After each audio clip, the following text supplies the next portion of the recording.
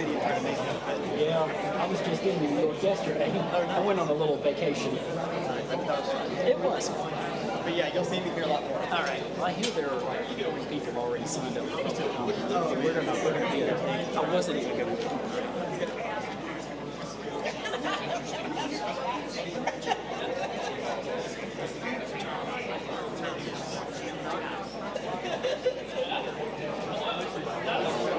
See how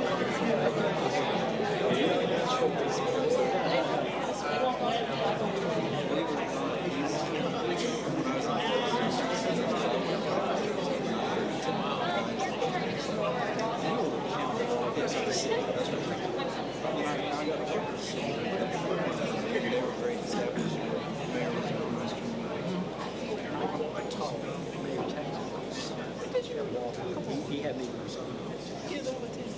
I met my sister, and of course the mayor was the ceremony. So I thought, so I told her,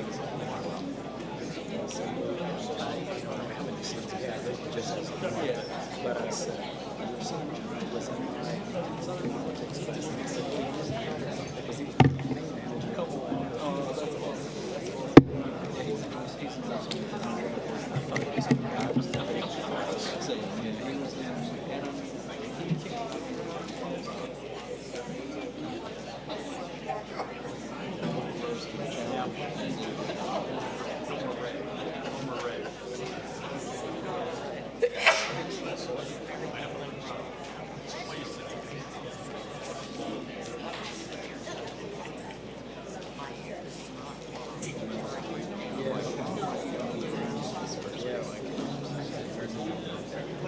Yeah, do it. We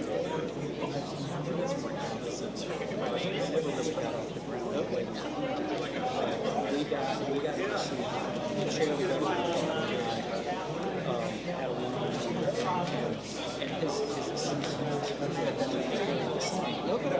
Harry and so Harry was his staff. And I don't quite know it was kind of they were trying to develop a class.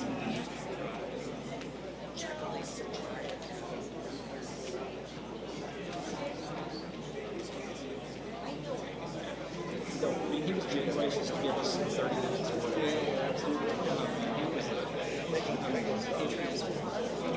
It was an entirely different city. And it's not just because by Mother Nature. I mean, a crisis, 16 years old, and the Navy Yard. So I think it was, but he rose to the challenge.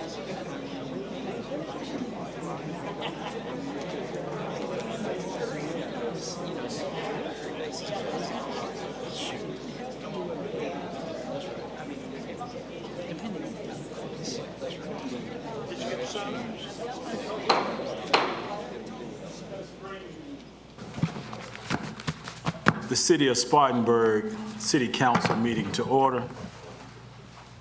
We're gonna stand for a moment of silence and be led by the Pledge of Allegiance.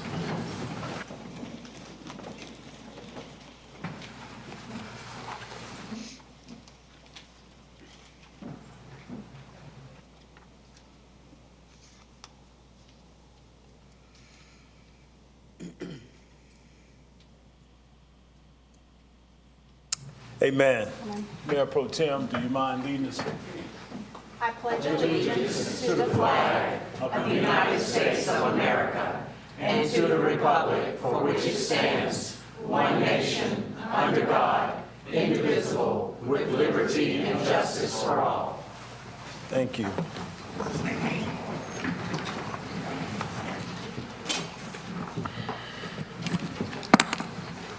We have item 3, approval of the minutes for the September 8th, 2025 City Council meeting. So moved. Second. All in favor? Aye. Any that oppose? Ayes have it. Item 4. Mr. Mayor, I'd like to make an amendment to the agenda. We're going to be recognizing retiree Brad Hall tonight, but our firefighters are here to honor him, and they will not be able to stay for almost the 2 hours of public comment that we have. So I'd like to move the recognition of retiree Brad Hall to item 5. Second that motion. Sounds good to me. All in favor? Aye. Any that oppose? So we move in item 7 up to 5, and we'll follow suit after that. So now we have to have the approval of the agenda for September 22nd, 2025 as amended. So moved. Second. All in favor? Aye. Any that oppose? Ayes have it. So we're moving with Brad Hall. Come on down, brother. Your fellow colleagues and brothers in service wanted to be here for you, and we do so. And sisters. Thank you for that, Brad.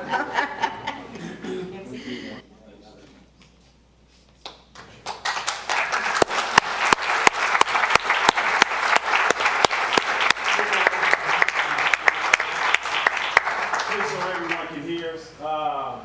Assistant Fire Chief John B. Hall began his career with the City of Spartanburg Fire Department in August of 2003, serving as a firefighter and relief driver. He transferred to the Fire Marshal's office where he worked as an inspector. He rose through the ranks within the Fire Marshal's office and was appointed as a Fire Marshal for the City of Spartanburg in September 2010. During his time, he was also appointed as the accreditation manager. In 2018, he was promoted to assistant fire chief managing operational deployment of the fire service. During his tenure, he has obtained recognition at many levels and has held seats on several boards and commissions. We thank him for his service to the citizens of Spartanburg. His talents will surely be missed. And again, Brad, thank you, brother, for your time.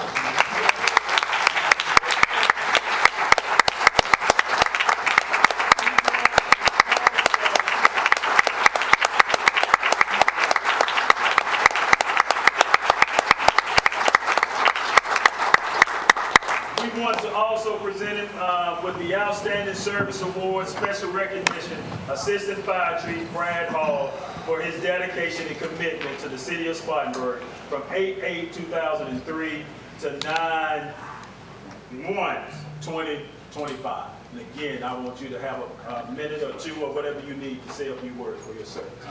Just like to thank citizens in the City of Spartanburg for supporting the fire department over the years, for my fellow firefighters, police officers in here. The march continues for y'all. God bless you. Stay safe. I'm going to miss the friendships I've had in the City of Spartanburg, the opportunity to serve others. Thank you.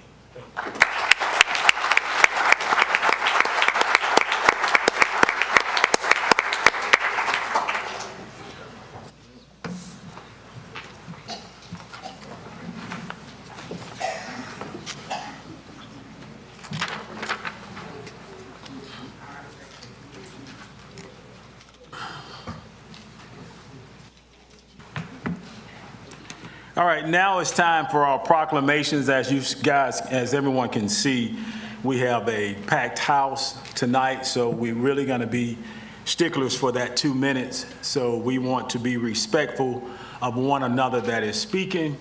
Please hold all applause and attaboys and all that till you get out in the hallway.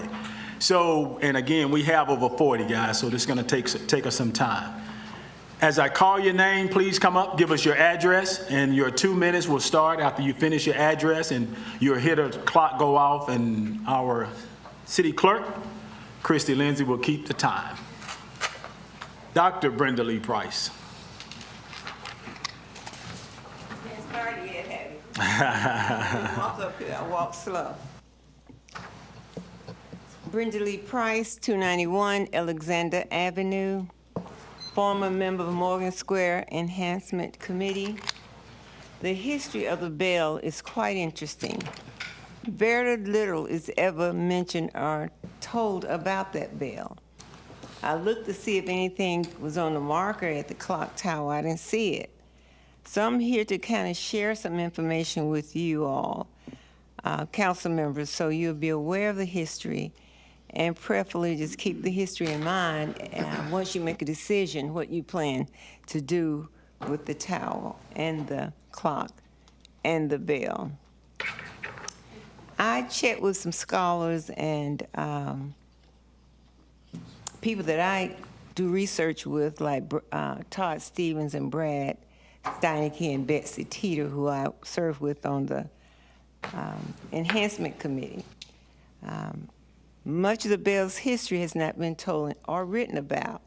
The bell was on Morgan Square before the clock tower.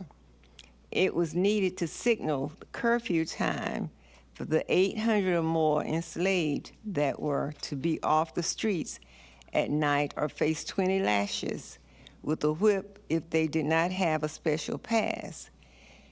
In 1865, the enslaved were emancipated, and 18 years later, a new bell was purchased in addition to the clock by the town council, who, along with the first African-American city council member, was enslaved. Charles C. Boma, his name, I think Boma Avenue is named after him, authorizing the expense of $1,200 for the city's new bell and clock. Mr. Mayor and Council, if you vote to move the tower, please include the correct history of the bell. And my 2 minutes are up. But thank you for your attention. Thank you for your time. Taj Glimp.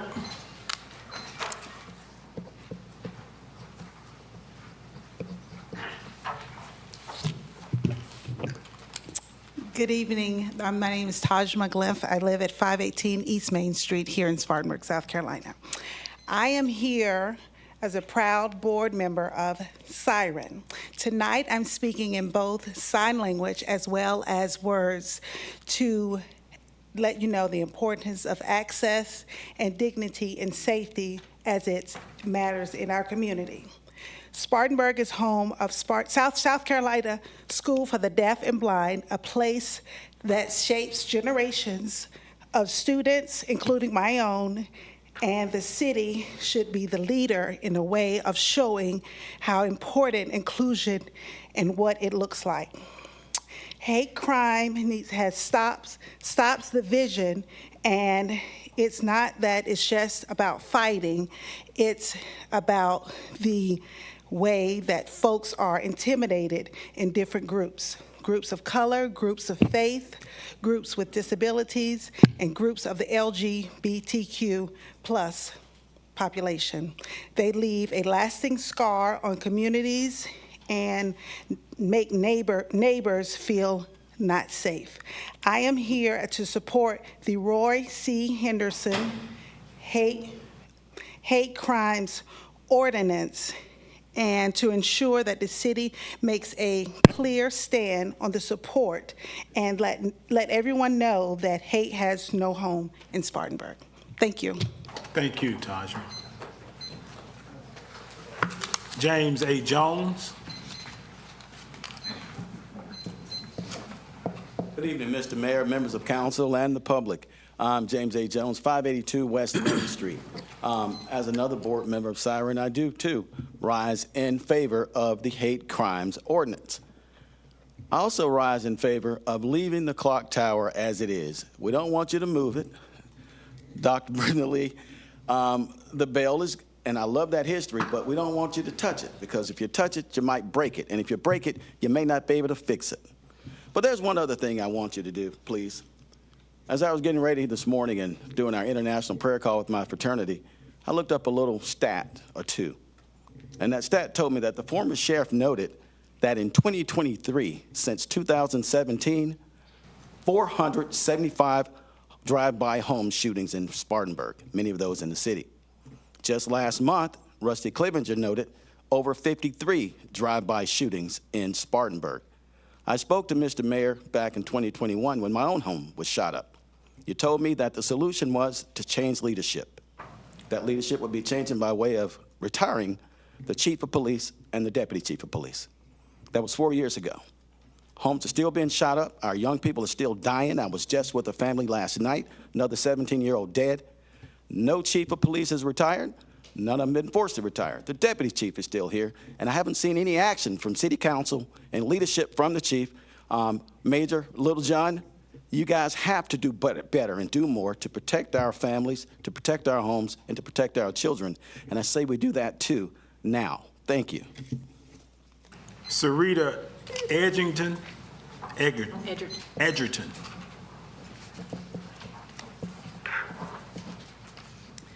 Representative Sarita Edgerton, District 34, Spartanburg, P.O. Box 17072, Spartanburg 29301.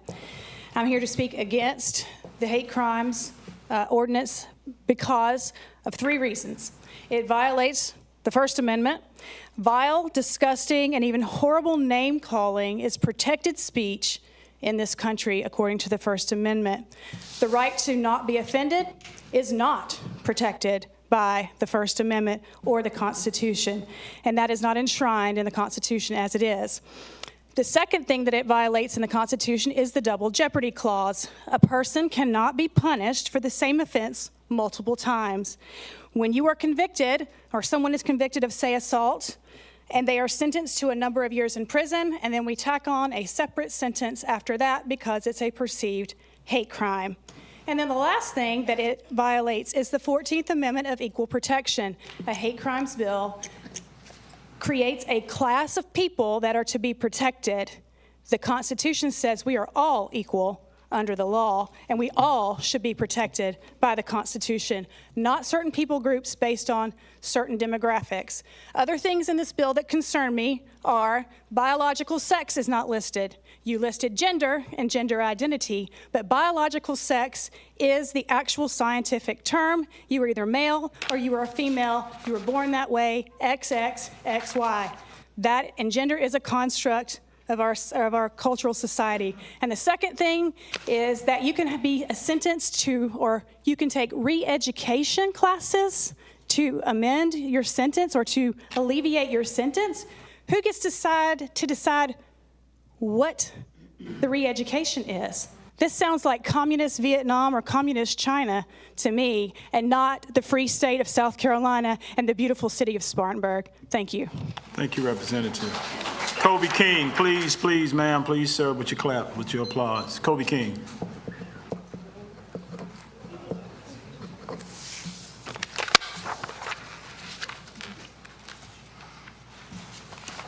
All right, good evening. Colby King, I'm at 657 Maple Street here in Spartanburg. I'm going to speak in the opposite direction from our previous speaker. Thank you for putting a hate crimes ordinance on the agenda. I appreciate your responsiveness, your thoughtfulness, and your leadership. I just want to reiterate, I know I've spoken on this in previous meetings. I want to reiterate that South Carolina is one of only 2 states without a hate crime law. The legislature needs your kind of leadership, I think, maybe. In the meantime, though, while our state has not managed to pass a law, more than 20 municipalities across the state of South Carolina have passed a hate crimes ordinance like the one you're considering. I would be very happy to see us join that list. Our diversity is our strength, regardless of what letters we might line up with our chromosomes. Our diversity is our strength, and we ought to do what we can to support each other as neighbors and fellow community members, because and not in spite of our differences. I believe in our community, so I want to say thank you for considering the ordinance and for your service to our city.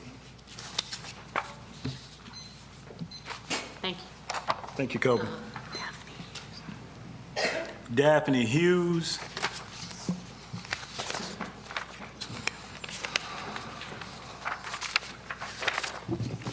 Daphne Hughes, 632 Crystal Drive, City of Spartanburg. Mr. Mayor and City Council members, thank you very much. I'm the daughter-in-law of the late Colonel Hughes and Mrs. Jane Hughes of City News and Pick a Book.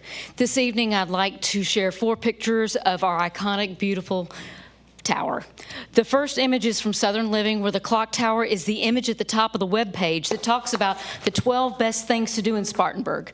The second is the image from the city's website, while photo number 3 is from the Spartanburg Historical Walking Tour.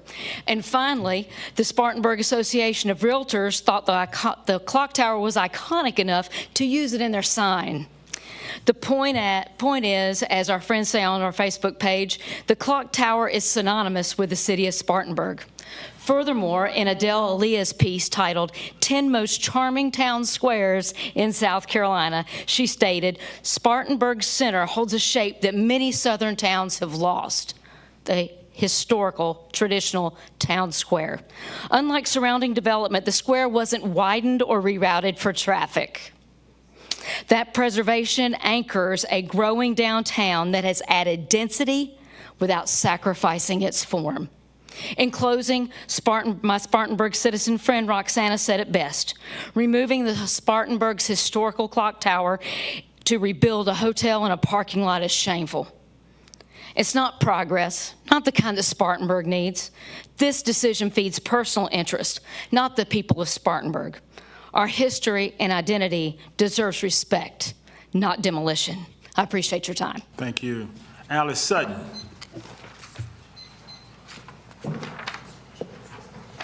Good evening, Mayor and Council. I'm Alice Sutton, 426 East Park Drive, Spartanburg, South Carolina, 29302. I'm here for the Unitarian Universalist Church of Spartanburg. We have a long history in Spartanburg. Members were active in the civil rights movement in the 60s. We're proud of our beautiful city and work to make it a better place for everyone. This century, my church hosted the first Gay Pride Festival in Spartanburg. This June, we hosted the reception for the opening of the Southside Cultural Monument. We believe that diversity need not mean divisiveness, and that we must respond to systems of violence and oppression with the power of love. The Hate Crimes Bill, as you know, has not passed the South Carolina General Assembly. As you just heard, over 20 cities and towns have passed local ordinances. In fact, of the 15 largest cities in South Carolina, 8 have already passed the hate crimes ordinance. Spartanburg should be next. I see some supporters in the hall, but of course I don't recognize everyone. So I'd like to ask everyone here who supports this ordinance against hate crimes to please stand very briefly. Thank you so much. We ask the City Council to pass the hate crimes ordinance and give us one more reason to be proud of our city. Thank you very much. Thank you. Dr. Coleman.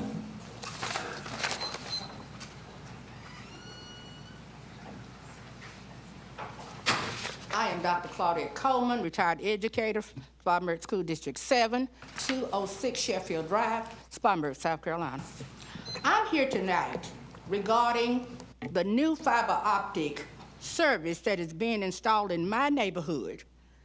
I am concerned because no rep from the city or anywhere else contacted any of the citizens or residents in that area to discuss why they're being put in.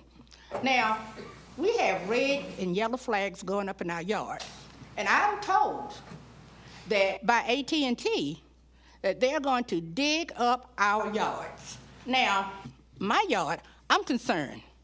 My yard is very large, and they have put a big orange circle, and I was told that my yard is going to be the main server box. This will not happen. I have paid too much for my yard to be landscaped, and I will not stand for it.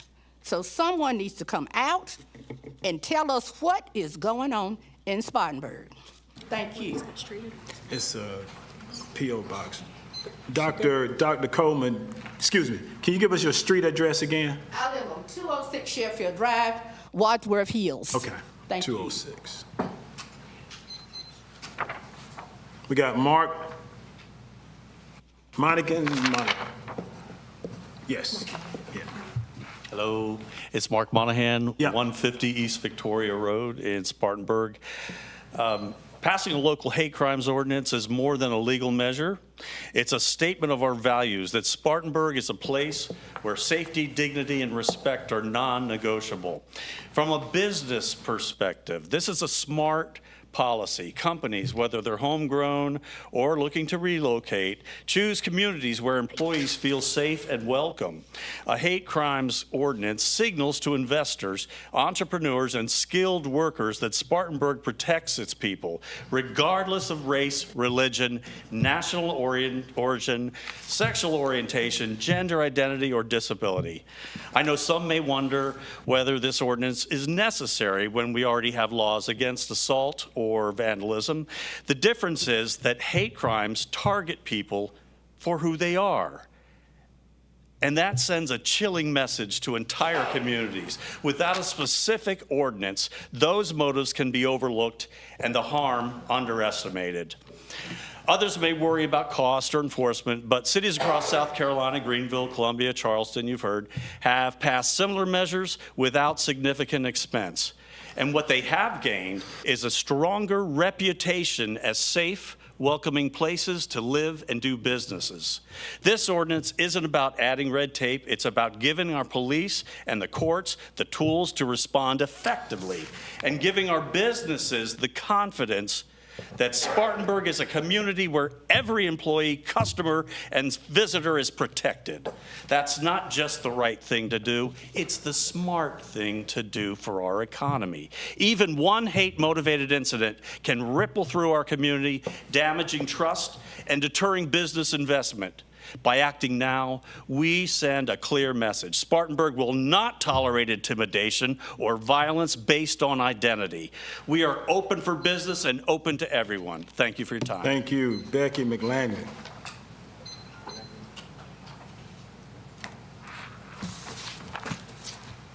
Becky McLaughlin, 208 Lindbergh Court.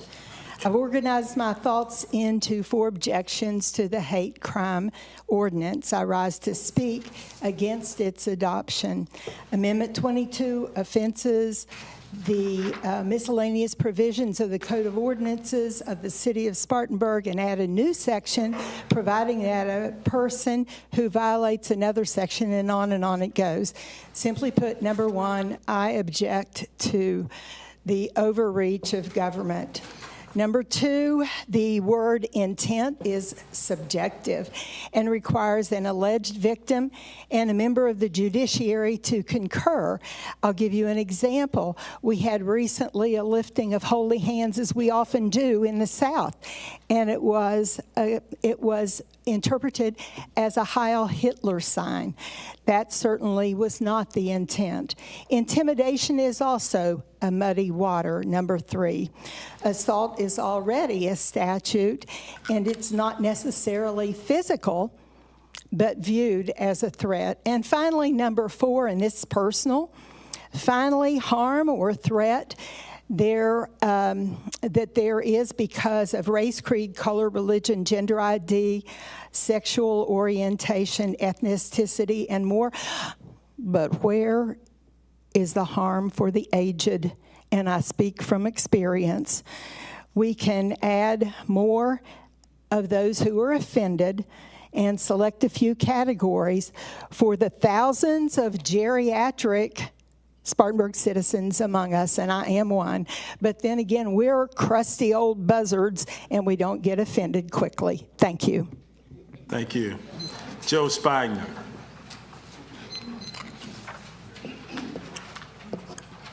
Howdy. How you doing, Joe? Joe Spigner, 102 Fieldstone Road. Good evening, Mayor and council members. Thank you for your service to our community. During my time on council in this august body, we had a lot of different issues and challenges, including the Arkwright dump controversy. Mayor Rice, if you recall, we were tackling the cleanup and remediation on the site. It was a situation that came about because of decisions made by local officials 60 years prior. Decisions that many years later affected the health and safety of citizens and cost taxpayers thousands of dollars in fines and legal fees with DHEC and EPA, as well as cleanup and remediation costs. But it also, more importantly, it damaged general confidence in government. Trust in government is a fragile thing.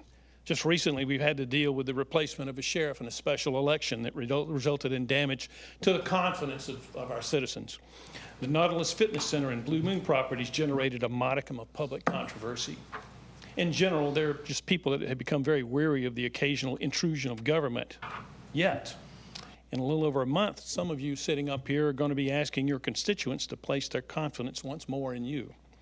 The clock tower may seem to be just a sentimental object, yet there's several citizens here who appreciate its history, tradition, and appearance in downtown. It's also a small but significant symbol of Spartanburg that can be found in many representations promoting tourism, education, and business. And as mentioned earlier, the Spartanburg Association of Realtors showing the clock tower in their logo. The clock tower is a beautiful, historic structure that is synonymous with our city. Keeping it visible and functional can not only bolster the citizens' trust and confidence in your leadership, it can help in a small way to advance our city. So let's work together and preserve it for generations to come. Thank you, Joe. Bill Bledsoe.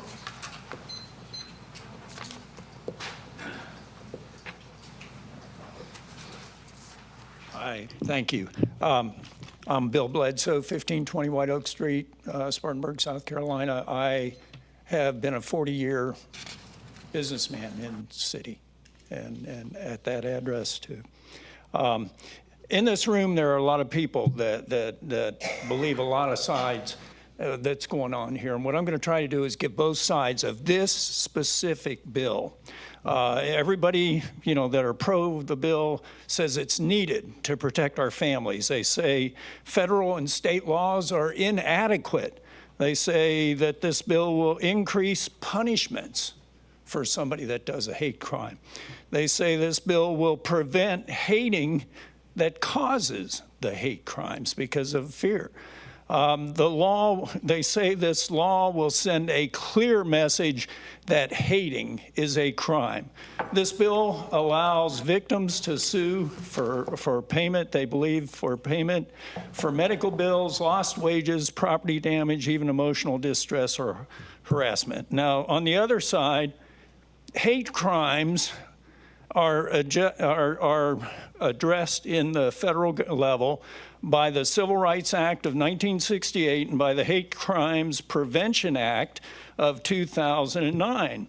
If you are convicted under federal law of a hate crime, it is punishable by 10 years in jail. It's also punishable for up to, add with this, $250,000 in fines. Now, at state level, we've got a state bill in the Judiciary Committee, and it's S57, Senate 57, for the Senate Committee on Judiciary. Under this bill, if you're convicted, hate crimes are punishable by 15 years, not 10, but 15 years in prison, and up to only $10,000 in fines instead of $250,000. Kind of shows about how much money we make versus what they make. Is that Thank it? you, sir. Okay, thank you. Gwen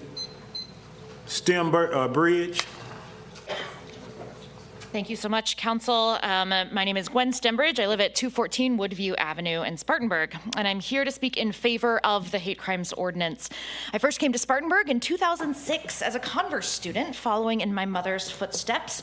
After living in a couple different parts of the country, I settled back here with my family to be closer to parents and extended family. We considered Greenville and Charlotte because bigger cities often mean not only increased resources, but increased safety for many of us with minoritized or minority identities. But we settled on Spartanburg, not because it is in the state of South Carolina, but largely in spite of it. South Carolina most certainly does not have the reputation of being hospitable to families who are part of the LGBTQ+ community. But because of the community that we know Spartanburg grows and sustains so beautifully, we took a deep breath and made an investment in the future of our growing family, and despite the lack of state legislative support. Has anyone here ever felt or worried that you would be fired from a job, refused housing or access to public goods and services because of the gender of the person you go home to at night? Have you ever walked home from an event in the dark, worried not just that you might be robbed, but that you might end up facing a horrific death like that of Matthew Shepard, Sean Kennedy, Brandy Bledsoe, Dime Doe, Sasha Wall, or the hundreds of LGBTQ+ humans whose murders I refuse to describe here? If you have the stomach for it, I encourage you to do the research. The words dismemberment, unrecognizable, and brutal often are part of the news articles related to these hate crimes. Hate crimes are, at their best, deterrents to such heinous crimes, and at least a statement of this beautiful southern city that we offer hospitality to all, but not hospitality to hate. Thank you. Thank you. Leah Hopkins.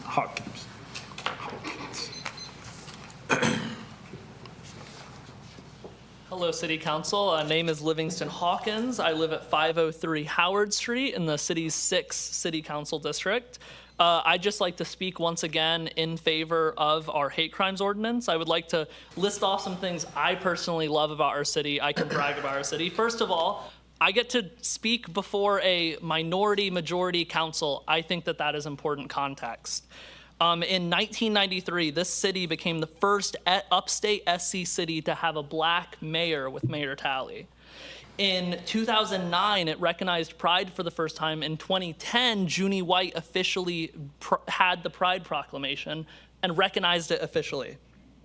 This city, Spartanburg, joined the Government Alliance on Race and Equity, and it was the first statewide South Carolina city to do so, followed now by Columbia and Myrtle Beach. I think that then we go all the way to the healing resolution in 2020. I see a progression here, our city progressively getting more hospitable, more opening, more welcome, and I want to see that continue, not just with this hate crimes ordinance, but with other things hopefully in the future that we'll push for, because this is no way the end of the work. And I'd like to end with a quote from one of my favorite authors, James Baldwin, a black queer man in America that got to see a lot of this change. And it's from No Name in the Street. If one really wishes to know how justice is administered in a country, one does not question the policemen, the lawyers, the judges, or the protected members of the middle class. One goes to the unprotected, those precisely who need the law's protection the most, and listens to their testimony. So I'd like to extend that as a call to action, that as you think about this tonight and in the coming weeks, that you listen to the testimony of the unprotected, of the people that would be most affected by this ordinance passing or not passing. Thank you, Council. Thank you. Curtis Cutler. Good evening, City Council, members, residents. My name is Curtis Cutler. I live at 1230 Deerfield Drive. I have come to voice my opposition against any hate crime ordinance, and my opposition is threefold. One, hate crime laws hold the appearance of doing good, but in actuality further divide people. When laws that are enacted on race or sexuality, etc., that propagates an oppressor mindset, thus continuing to fracture society. There will be tribal intersections that continue to abound in number, and folks will literally just divide over the slightest nuance. And lawfare will be legion. Two, hate ordinances make the assumption that we have the omniscient ability to read each other's hearts. Even now, in my opposition to this ordinance, some may be assuming the intentions of my heart.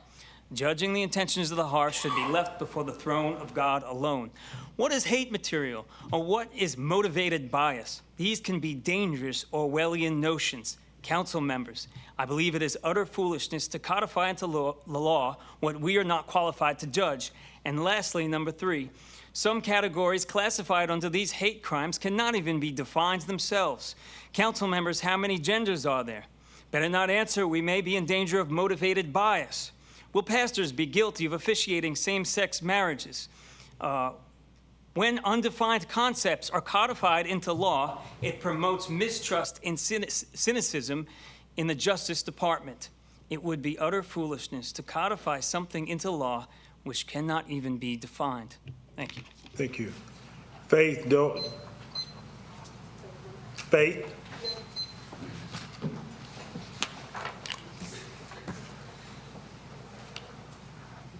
Good evening. My name is Faith Dowden, 108 Shannon Drive, Spartanburg. On Siren's website, it states that it is asking City Council to use their definition of a hate crime to include hate material. How do you define hate material? Some people here would define the Word of God, the Bible, as hate material. Religious freedom is protected under the First Amendment. South Carolina Code of Law, Title IV, Initiative and Referendum, in Section 491210, states electors may propose and adopt or reject certain ordinances submission by petition to council. Any initiated ordinance may be submitted to the council by a petition signed by qualified electors of the county equal in number to at least 15% of the qualified electors of the county. Can council provide the petition signed by the qualified electors of the county equaling to at least 15%? Section 4-9-25, powers of the counties. All counties of the state, in addition to the powers conferred to their specific form of government, have the authority to enact regulations, resolutions, and ordinances not inconsistent with the Constitution and general law of the state. You as council members took an oath of office to preserve, protect, and defend the Constitution of the state and of the United States.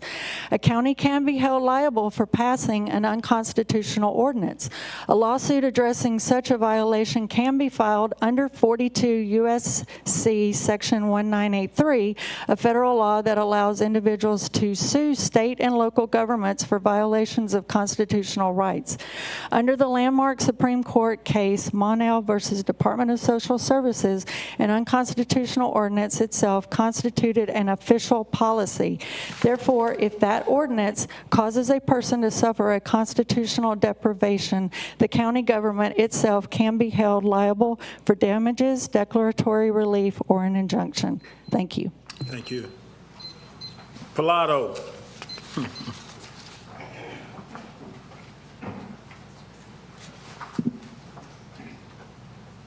Good evening, everyone. I think you all know me from serving in the city here for almost 14 years and working with the homeless and the domestic violence. This issue worries me about these issues here. As a Christian, especially on my faith, you guys know if you're truly a born-again Christian, some of these values do not coincide with those values. However, I think every one of you can agree who knows me knows that despite my Christian values, you could have easily put your faith and trust in me with cases that had to deal with your kids or your families, because I didn't see people based on DEI. I saw people based on what Christ would define as those values. However, this type of statute would also put me in the scope's eyes for an attack, because if you truly trust your Christian faith, and that includes the Bible, it would put you at harm's risk with such statutes, because the definition of hate is not what people think. The hate is just on perception, because you can hate righteousness, meaning I hate when I see somebody get murdered, I hate when injustice is done, but at the same time, people define hate as totally going against their values. And today we got such an extreme value point here in our community, and divided as what you saw from Charlie Kirk's instance. You got church shootings all over the place, especially from these types of issues. And those types of things that brings out hate, that is not correct. So I'm concerned that we can bring in a statute like this and only define it as one way, not knowing that the constitutional law has not been put into perspective as to free speech and rights and values. I have always protected everybody here, and regardless of whether you agreed with my faith values or not, there was no question in most people's minds that they knew I stood in the gap for everybody, especially tirelessly for the homeless and those with mental illness that could have gone to jail, that didn't have parents to speak for them, for the weak and those vulnerable. But I see mockery often on the other side when you speak out against values that are not of Christian values, or in the communities that have attacked the Christian faith, because even here tonight a little bit, people were snipping. That's your time. So please, Thank you, just sir. consider that. Do what? Oh, Pilato, your name and your address, please. Yes, I'm sorry. Joseph Pilato, 820 Thornbird Circle. Thank you for your consideration. Thank you. Donna Jean Thomas.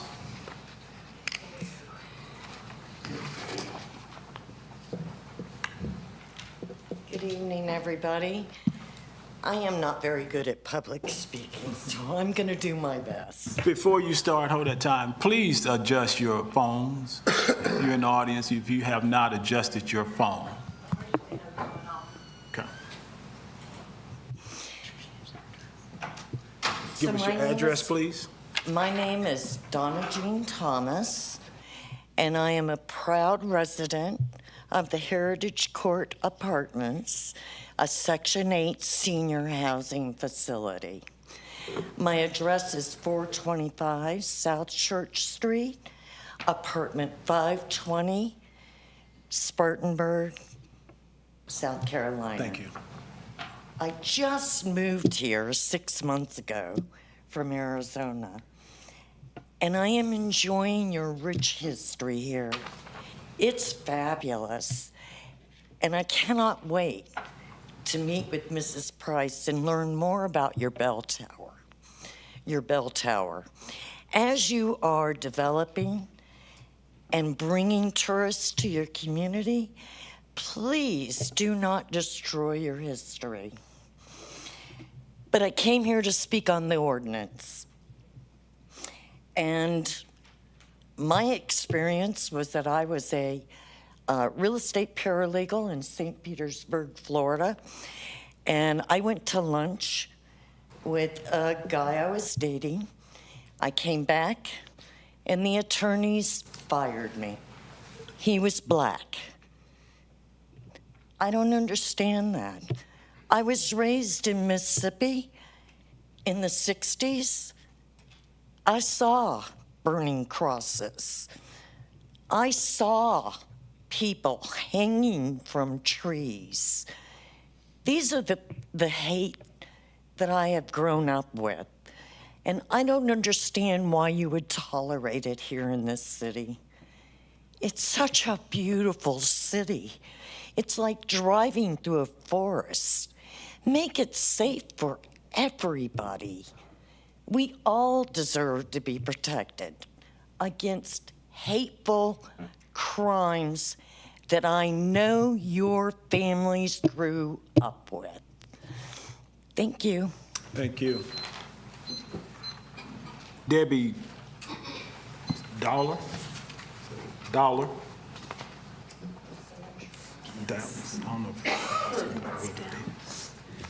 Good evening, thank y'all. I'm Debbie Dollar, 125 Mitchell Road. We hold these truths to be self-evident, that all men are created equal. The Declaration of Independence parses out two types of equal, one of which is equality before the law. The National Center for Constitutional Studies states that all laws should be for all people, all of the time. They also provide that written laws that exclude certain groups of people, laws that grant privileges exclusively to one group, laws that protect the rights of some but not others, or laws that take from some to give to others are a violation of the natural law of equality under the law. Those laws may seek to level the playing field in some outcomes, but the result is a society where citizens are not equal under the law. Hate crime legislation is not equality under the law. Hate crime laws are arbitrary and knit together with unclear definitions and subjective judgments, which lead to the following errors: violation of equal protection under the law, criminalizing thoughts and motives, crime redundancy, overreach by manipulating law into symbolism rather than practical analysis, inconsistent, unequal, and often political application, and undermining individual justice in favor of group identity. Malicious crime at its core is driven by hate. We don't need special laws to make this truth any truer than it already is. The Bible on which this country was founded tells us in Galatians 5:13, "You, my brothers and sisters, were called to be free, but do not use your freedom to indulge the flesh. Rather, serve one another humbly in love." Thank you. Thank you. Jamie Bishop.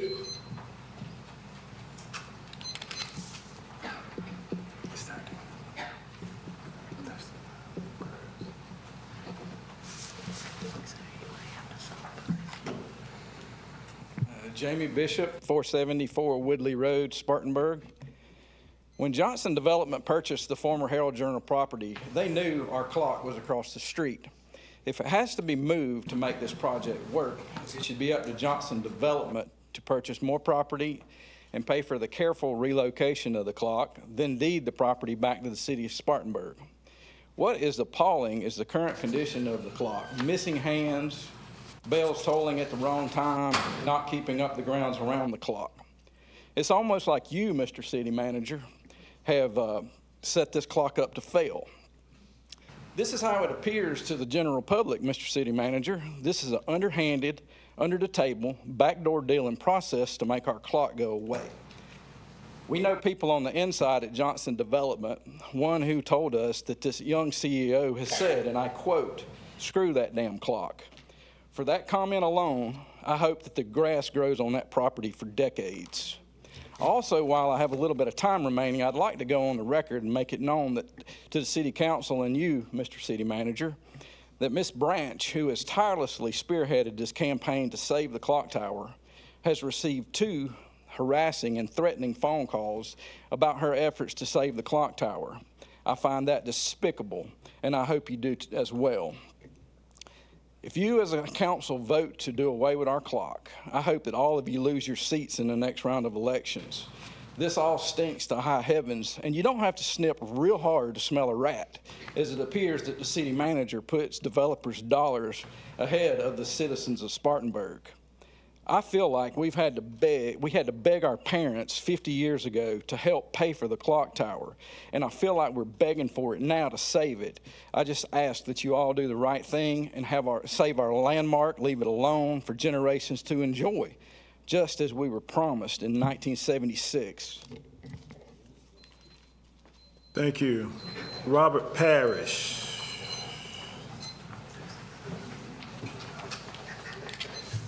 Frank, come on up.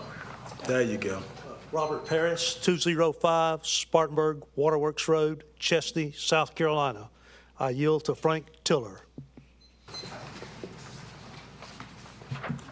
I'm going to have to hold on. I'm Frank Tiller, 1211 Walnut Grove, Pauline Road, Spartanburg, South Carolina, chairman of the Spartanburg Republican Party.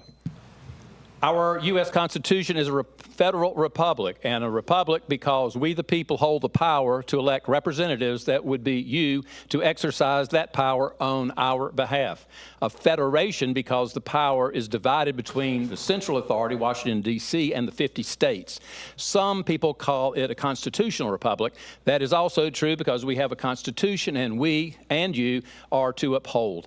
All the powers not delegated to our federal government are, by the virtue of the 10th Amendment, reserved powers to the states. If we were a democracy, we the people would be voting on these 2 issues, the clock tower and the hate speech ordinance. We are not voting. You are on our behalf.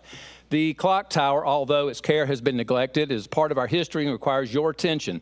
Many citizens, taxpayers, have entrusted its care to you. Please honor your trust and take good care of it.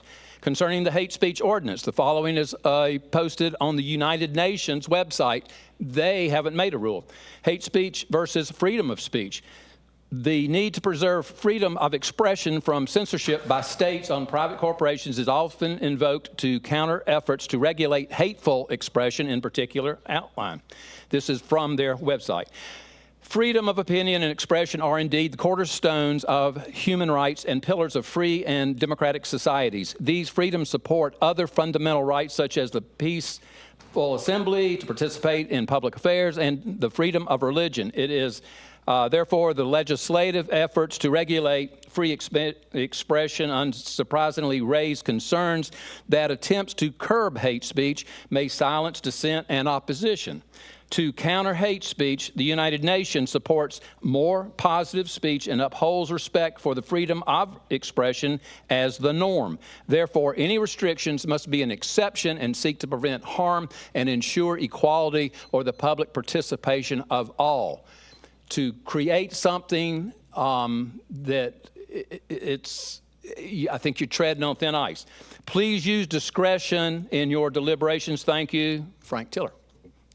Thank you.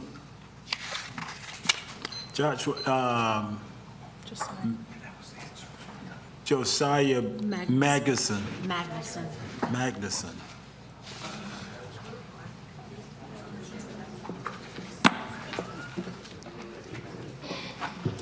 Good evening, Council.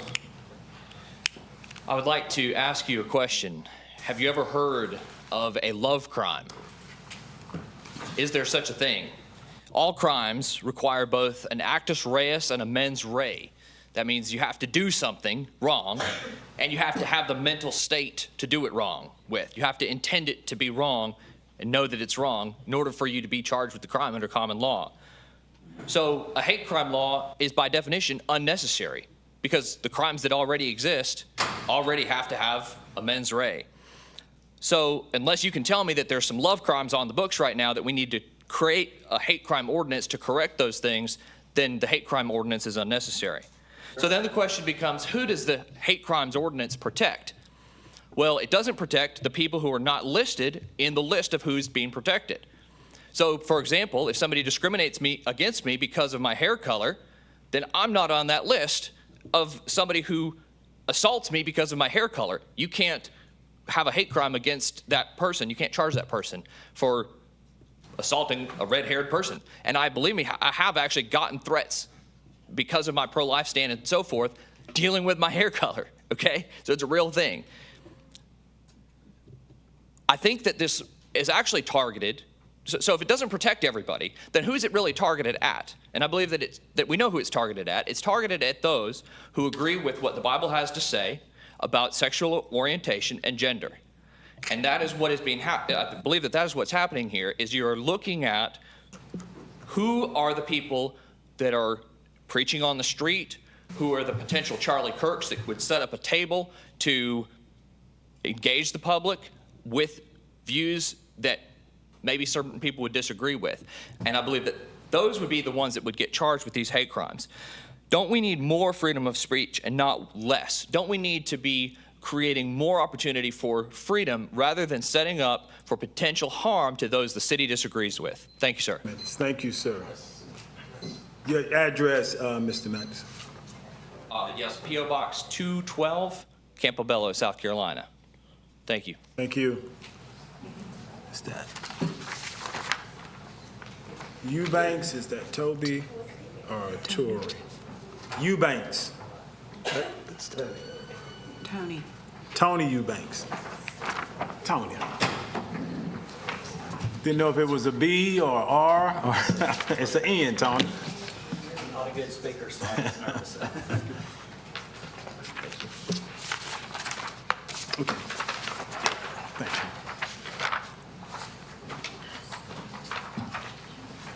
you. My name is Tony Eubanks. I'm of 124 Guernsey Lane in Spartanburg, 29306.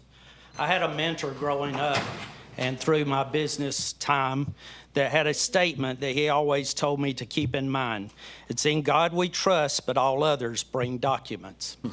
Last meeting, we brought the documents stating that the clock tower and the island that it sits on is in the boundaries of the historical district.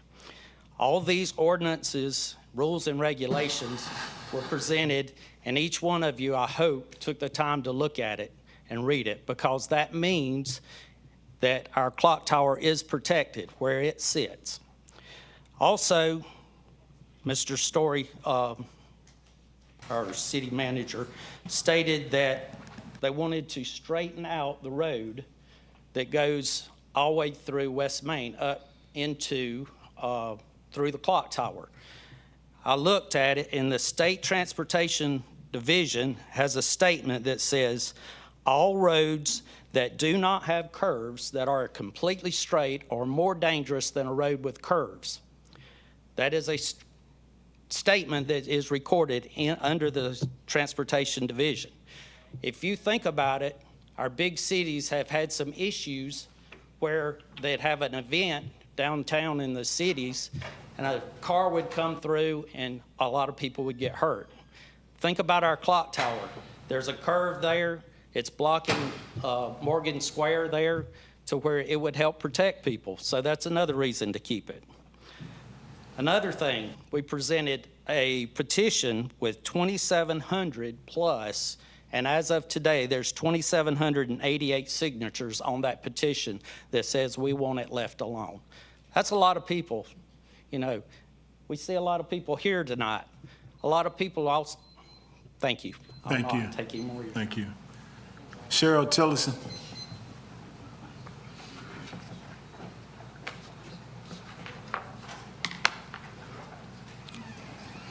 Good evening, Council. Cheryl Tillotson, 166 Sloans Grove Road, Spartanburg. In the wake of the Charlie Kirk assassination, the call is coming from both sides now to punish those who say hateful things on the internet. And it won't just be the internet.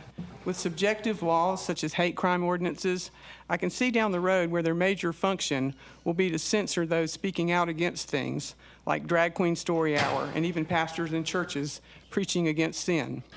We have to understand the slippery slope of laws that are written in a language most do not understand.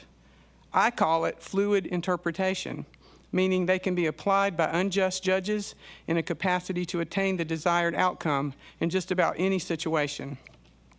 I would ask everyone here to ask yourself, why after all these years do we seem to need qualifiers added to criminal convictions?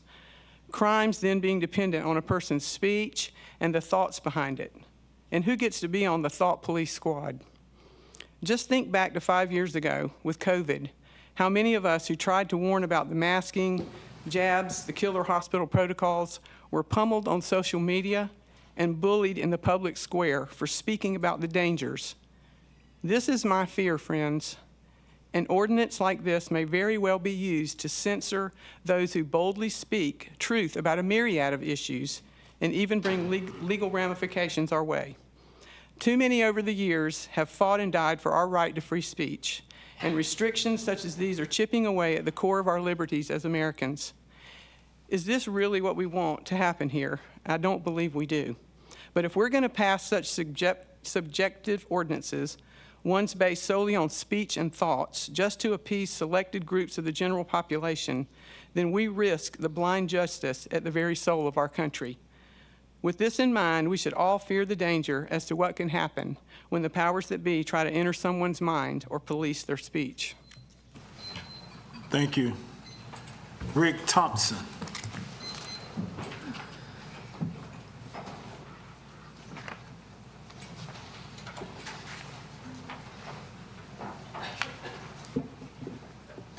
Good evening, City Council. I'm Rick Thompson, and I live at 163 Emily Drive, Moore, South Carolina. My topic's the downtown clock tower. I worked for the Milliken family of companies for more than 43 years. My boss, who ran his company for more than 60 years, frequently reminded his associates to think like an owner. He also said we should always ask and answer 3 simple questions. What's the project or the problem? Well, the development project will create a hotel and a city administration and county building. So what's the problem here? The problem is that the clock tower property is requested per the developer's plan, an unpopular request on the part of many people who've spoken here previously. Number 2, what's the cost? The clock tower, if left where it is, results in no cost other than repairs and restoration. What happened to due care and maintenance? The city manager proposed moving the clock to a museum-type display. Citizens made alternative proposals to relocate the clock tower. The cost has not been mentioned. Let's be good stewards by determining and providing the cost and promoting transparency. I haven't heard the cost. And number 3, what are the benefits? Well, the benefits accrue to the developer. There are no benefits of a museum-type display to we the people, and there's much opposition that's already been voiced. Now, hopefully the developer deriving the benefits pays if council yields to the developer. In closing, are we thinking like owners? Thank you. Thank you. Bob Tillison.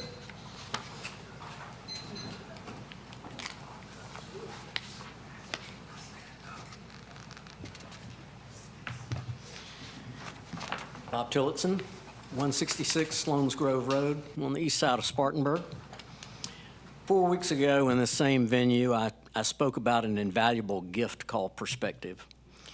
Unable to complete my comments about the clock tower in the allotted 2 minutes, the mayor asked me to send my comments to him to make available to you, the city council members. I didn't hear anything back. It's been a month. Not even an email that it was received. So I don't know if you ever got it or not. So this is my latest perspective. Citizen comments at council meetings, city or county, is local government's answer to allowing citizens a timed period to speak on an issue. And we really appreciate that opportunity. But it is rare to see you engage the citizen or others, even at a later time, for follow-up based on the subject matter of the comment. Additionally, I indicated in my email to you, the clock tower could potentially be moved to the eastern highest point of Morgan Square near Church Street, in the area where restroom facilities became a part of several redesign ideas. Those structures could take on a more traditional brick veneer facade rather than what some considered unattractive and out of place in its design. That upper area of the square would then complement the much older surrounding historic brick structures. And I also include the beautiful building that was originally corporate headquarters for extended stay, built by the Johnson Development Group, who just happens to be the current developer involved in the core project. And perhaps the Johnson Development Group might just want to spearhead the fundraising for the move of the clock tower. Thank you, Mr. Tillotson. Al Snyder.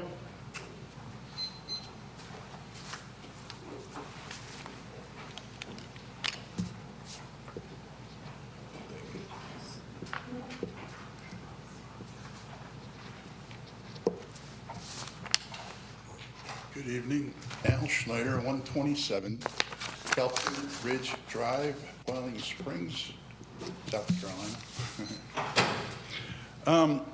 It's just my thinking, but it seems to me, I'm not from here, as I mentioned the last time I was here. I've been here 2 years now, and I'm still learning about Spartanburg, but it seems to me that Spartanburg is on the cusp of getting more to the international city level recognition. Okay, there's things going on, there's potential here, but this thing with the clock tower is the wrong move, okay? Like I said last time when I was here, is the City of London ever going to consider getting rid of Big Ben? This is Spartanburg's Big Ben, okay? And also, the question I think that the City Council should be presenting is, how do we improve this site? What can we do to expand it, to make it better? There's some recent articles that come out here in tourism and stuff. Greenville, okay? Conway and Greenville ranked among HGTV's most charming small downtowns, okay? It doesn't say Spartanburg, all right, which is sad, okay? But you need to put time and energy and focus in it. And I always wondered, why, instead of talking about tearing it down, why is there not talk of what can we do to improve it? What can we do to expand it? I mean, there's even, you know, if you go to Greenville, here's a picture. They got this whole street of open dining and restaurants and stuff like that. And tourism this is another article here about tourism. Greenville joins Columbia, Florence, Conway in alluring more tourists to South Carolina, boosting U.S. tourism. That should be a focus of Spartanburg. And you got to do that with investment, and you don't do that with impulsive planning. You do that with strategic planning, thinking things through. What's going to work? What can we do? What's available?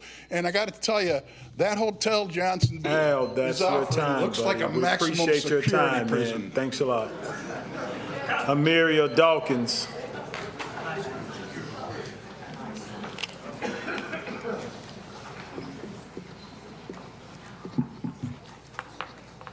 Good evening, Council. It's Amaria. I'm sorry, Amaria. 385 Hodge Drive, Spartanburg, South Carolina. I serve as the lead community advocate for Siren. Hate crimes are not just crimes against one person. They are messages meant to intimidate an entire community to tell people they don't belong, that they're not safe, and that fear lingers long after the incident itself. Here in Spartanburg, we've seen what happens when neighborhoods like Highland feel unheard and unprotected. And across this country, we've seen the cost of silence. Trey Reed, a young black college student, was found hanging on his campus.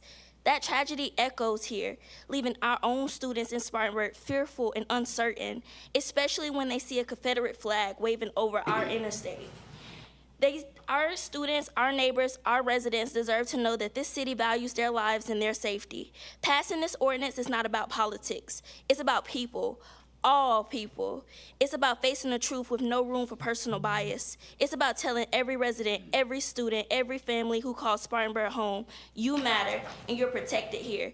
This is about dignity. It's about safety. It's about courage. Tonight you have the opportunity to show our city, our students, and our neighbors that Spartanburg will not stand still while hate stands tall.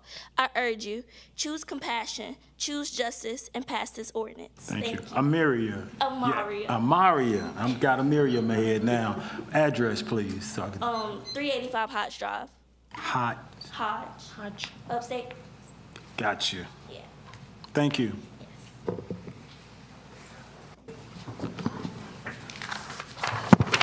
Antonio Tanner.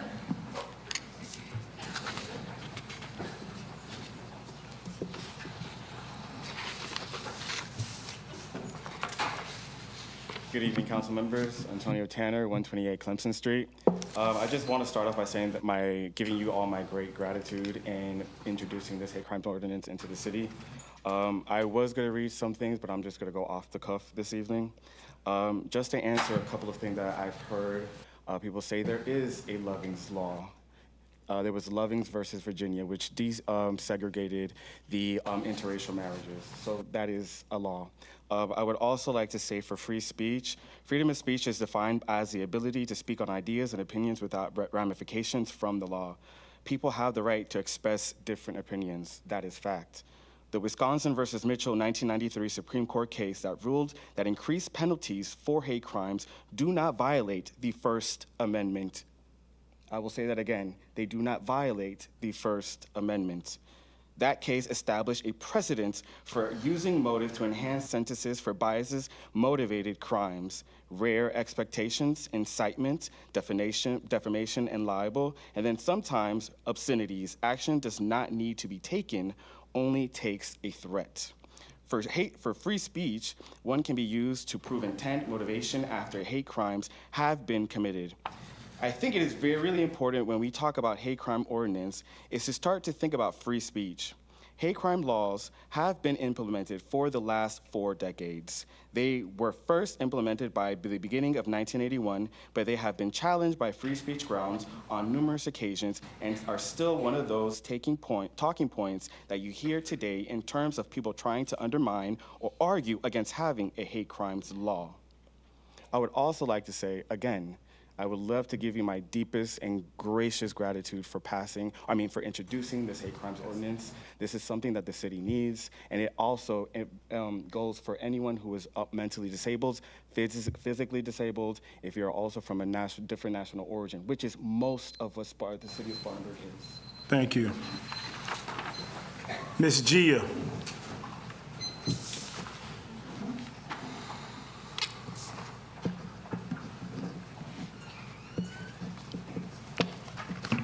Good evening. My name is Gia Araujo, and I reside at 50104 Boy Street.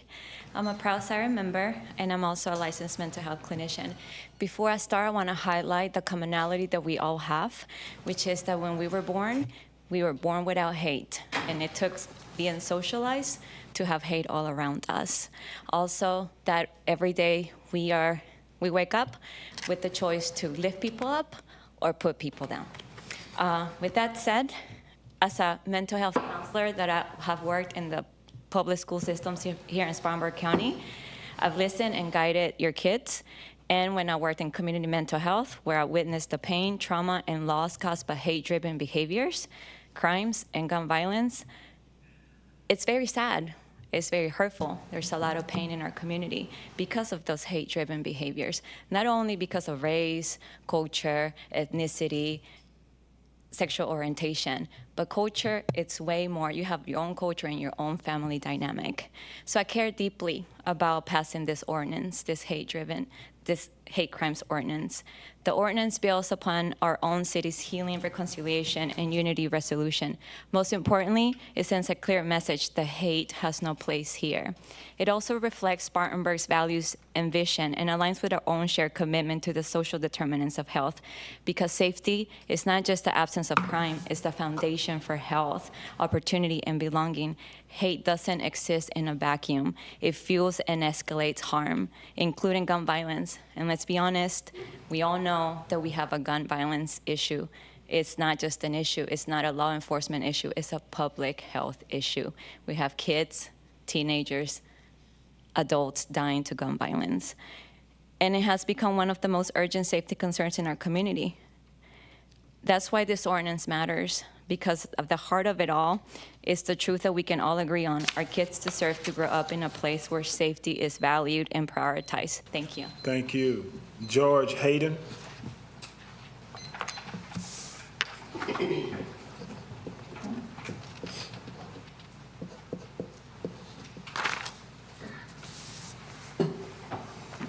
evening, City Council and everybody here.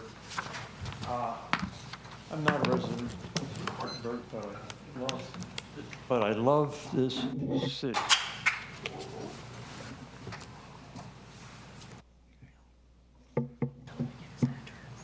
Give your address again, Mr. Hayden. Yes, sir. It is 729 Passfield Avenue, Greer. Okay.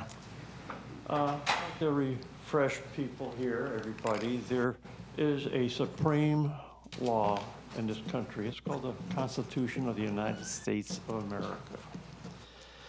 And hopefully all laws in this country would fall under that umbrella. The First Amendment is pretty clear. It says Congress shall make no laws establishing a religion or prohibiting the free exercise thereof, or abridging the freedom of speech. You know, I'll say it again, abridging the freedom of speech, or the press, or the rights of people to peacefully assemble and address the government for grievances thereof. There's another commandment that says we are to love one another as I love you. And that comes from Jesus Christ himself. And if we live by that commandment, there would be no need for hate crime legislation. And there will be a time, though, believe it or not, that we will all be held accountable for our actions and our speech. I thank you for listening to me tonight. It's very heavy on my heart that I could say this. Appreciate you for that. Thank you. Charmaine Orr.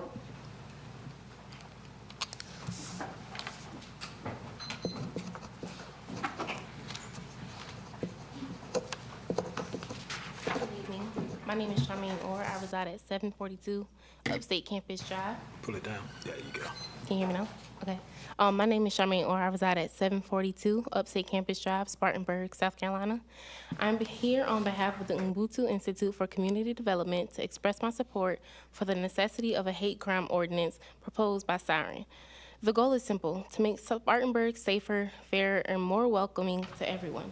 That means accurate reporting, real accountability through penalties, and better education about hate crimes, so we can track them correctly at the state and national level. To reiterate, South Carolina is one of only 2 states without a hate crime law. That means 48 other states have recognized the existence of hate crimes and are taking the necessary steps to protect all of its citizens. The residents of Spartanburg deserve to know they are being protected against the violence and hate that is constantly being denied across the nation, the state, and the city of Spartanburg. Our concerns are not appearing out of thin air. They come from lived experiences and exposure to a reality that can no longer go ignored. Hate crimes aren't only criminal issues, they're public health issues. Racism, discrimination, and violence are recognized as social determinants of health. They damage mental health, strain communities, and undermine trust in local government. By supporting stronger hate crime protections, we send a clear message that our city values safety, dignity, and opportunity for all. Thank you.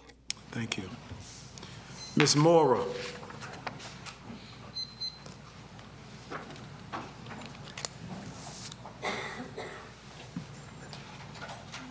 Good evening and buenas noches. Happy Hispanic Heritage Month. My name is Neida Mora. I reside at 128 Clemson Street, Spartanburg, South Carolina, 29307. I'm here tonight to speak in support of the hate crime ordinance. As a retired educator of 37 years, I was the DEI representative at Spartanburg High School. And I know firsthand how important it is for every member of our community, de nuestra comunidad, to feel safe and be seen. Our students, our families, our neighbors, everyone deserves to live without fear of being targeted because of who they are. This ordinance is more than words on paper. It's a promise that Spartanburg will protect its people, stand for dignity, and send a clear message that hate has no home in this city. I respectfully urge you to pass this ordinance. And remember, this is a hate crime ordinance. This is not hate speech. Thank you. Buenas noches. Thank you. Sevi Alvarez.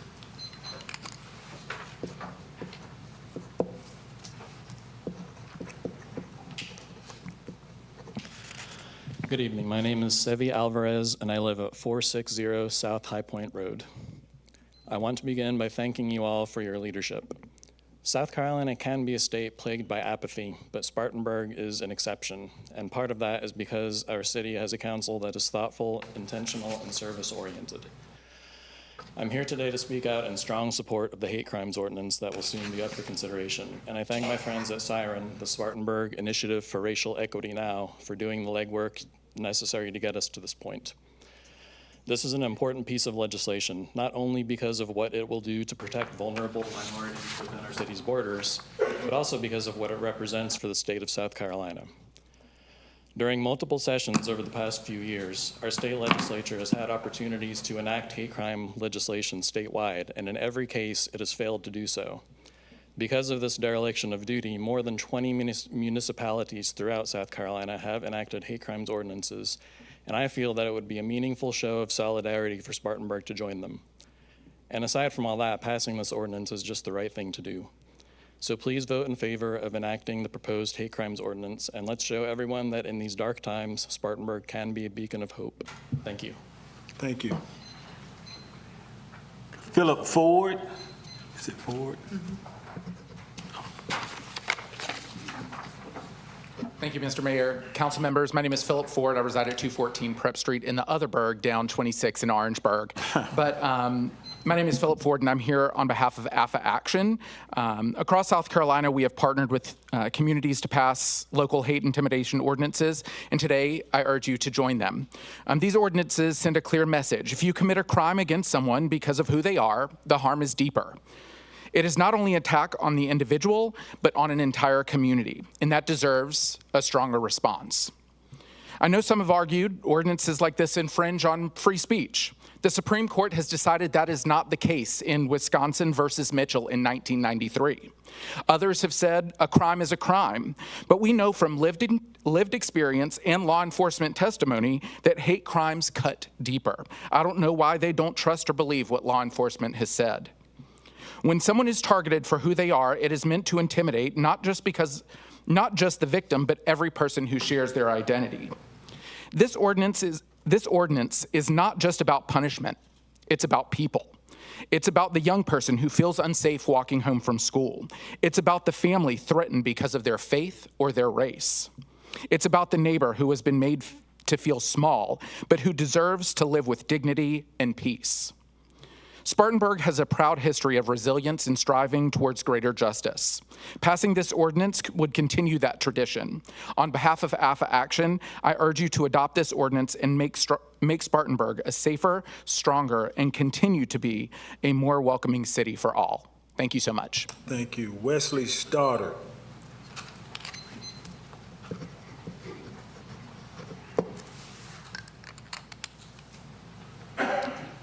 Wesley Stoddard, 547 Glendale Avenue, and I practice law at 207 Magnolia Street, where I've been since 1975. I'm a lifelong resident of Spartanburg, and Mr. Mayor, Council, appreciate y'all listening to everybody tonight. You know, I've been here many times, and I just want to refresh your memory about the history of this clock tower. The clock is from 1881. It sat in 4 different courthouses throughout Spartanburg's history, and then in 1958, they built a courthouse that would not accommodate the clock tower. So it sat in storage. So my father, Bob Stoddard, who served 3 terms as mayor from 1961 to 1972, came with the idea of let's build a tower, let the school kids throughout the county, because he was serving as county bicentennial chairman, not city, but countywide. So 20,000 kids from out Spartanburg County donated money with the promise that if they gave money, including Mayor Jerome Rice and Councilman Jamie Fulmer, that their names would be on the wall and that a tower would be built. Now, what kind of legacy do you want to leave for the future for the council that voted to tell these school children, we don't care what you do, we're going to do what we want to do, and we're going to take down the clock tower? We're getting ready to celebrate another anniversary of the celebration of the birth of this country in a few years. Do you want to have another project and ask school children to donate money for something else? What promise is it that it's going to last? So that's why I'm asking you to be on the right side of history. I want to show you, this is what the Chamber of Commerce, our One Spartanburg, puts out. It features the clock tower. Southern Living Magazine did a story not long ago, shows Spartanburg, the clock tower. Every tourist magazine you ever see shows something about Spartanburg. Is it going to show a clock inside a glass case, inside a building that's only open during office hours? Who's going to ever be able to pose in front of the clock tower in the future if your council votes to do away with it? I'm asking you to please vote to preserve the clock tower and maintain it the way it should be. Thank you for your attention to that. Thank you. Robert Stoddard.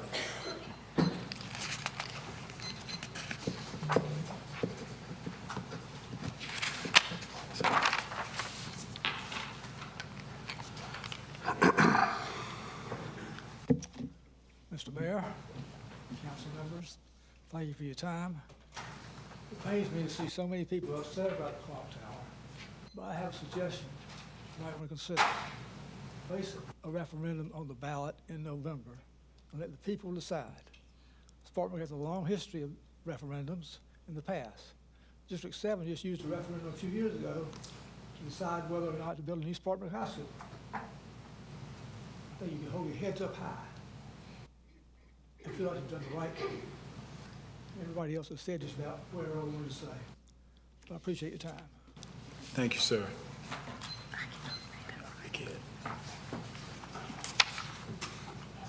Elke.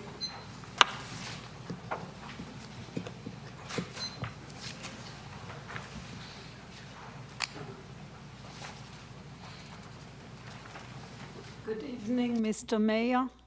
Good evening, City Council. Last time I talked about the clock tower, and I still feel like it should stay, and we should not have another building, brick and mortar. But I came today to talk about the hate crime ordinance. And I have not been that long a citizen. However, I did learn about the First Amendment, and that is freedom of speech. And I grew up in Germany. I came to the United States at age 20. And a lot of those European Eastern countries were not allowed to just speak freely like people can here in the United States. So anytime, in my mind, when you start messing with that, you also take a chance that there be a lot of, there could be government overtaking, or there could be also a lot of frivolent lawsuits that come along with the audience, the hate crime audience. I feel like if a crime is been committed, I know that we have courts to take care of that. We have a judge and we have a jury. And they can determine if something is done out of hate or if it is just a crime that is done for any other purpose. And this is all I wanted to say. I'm sure I will remember a lot of other things later. But I appreciate you listening to me. Thank you. Jenny Gilbert.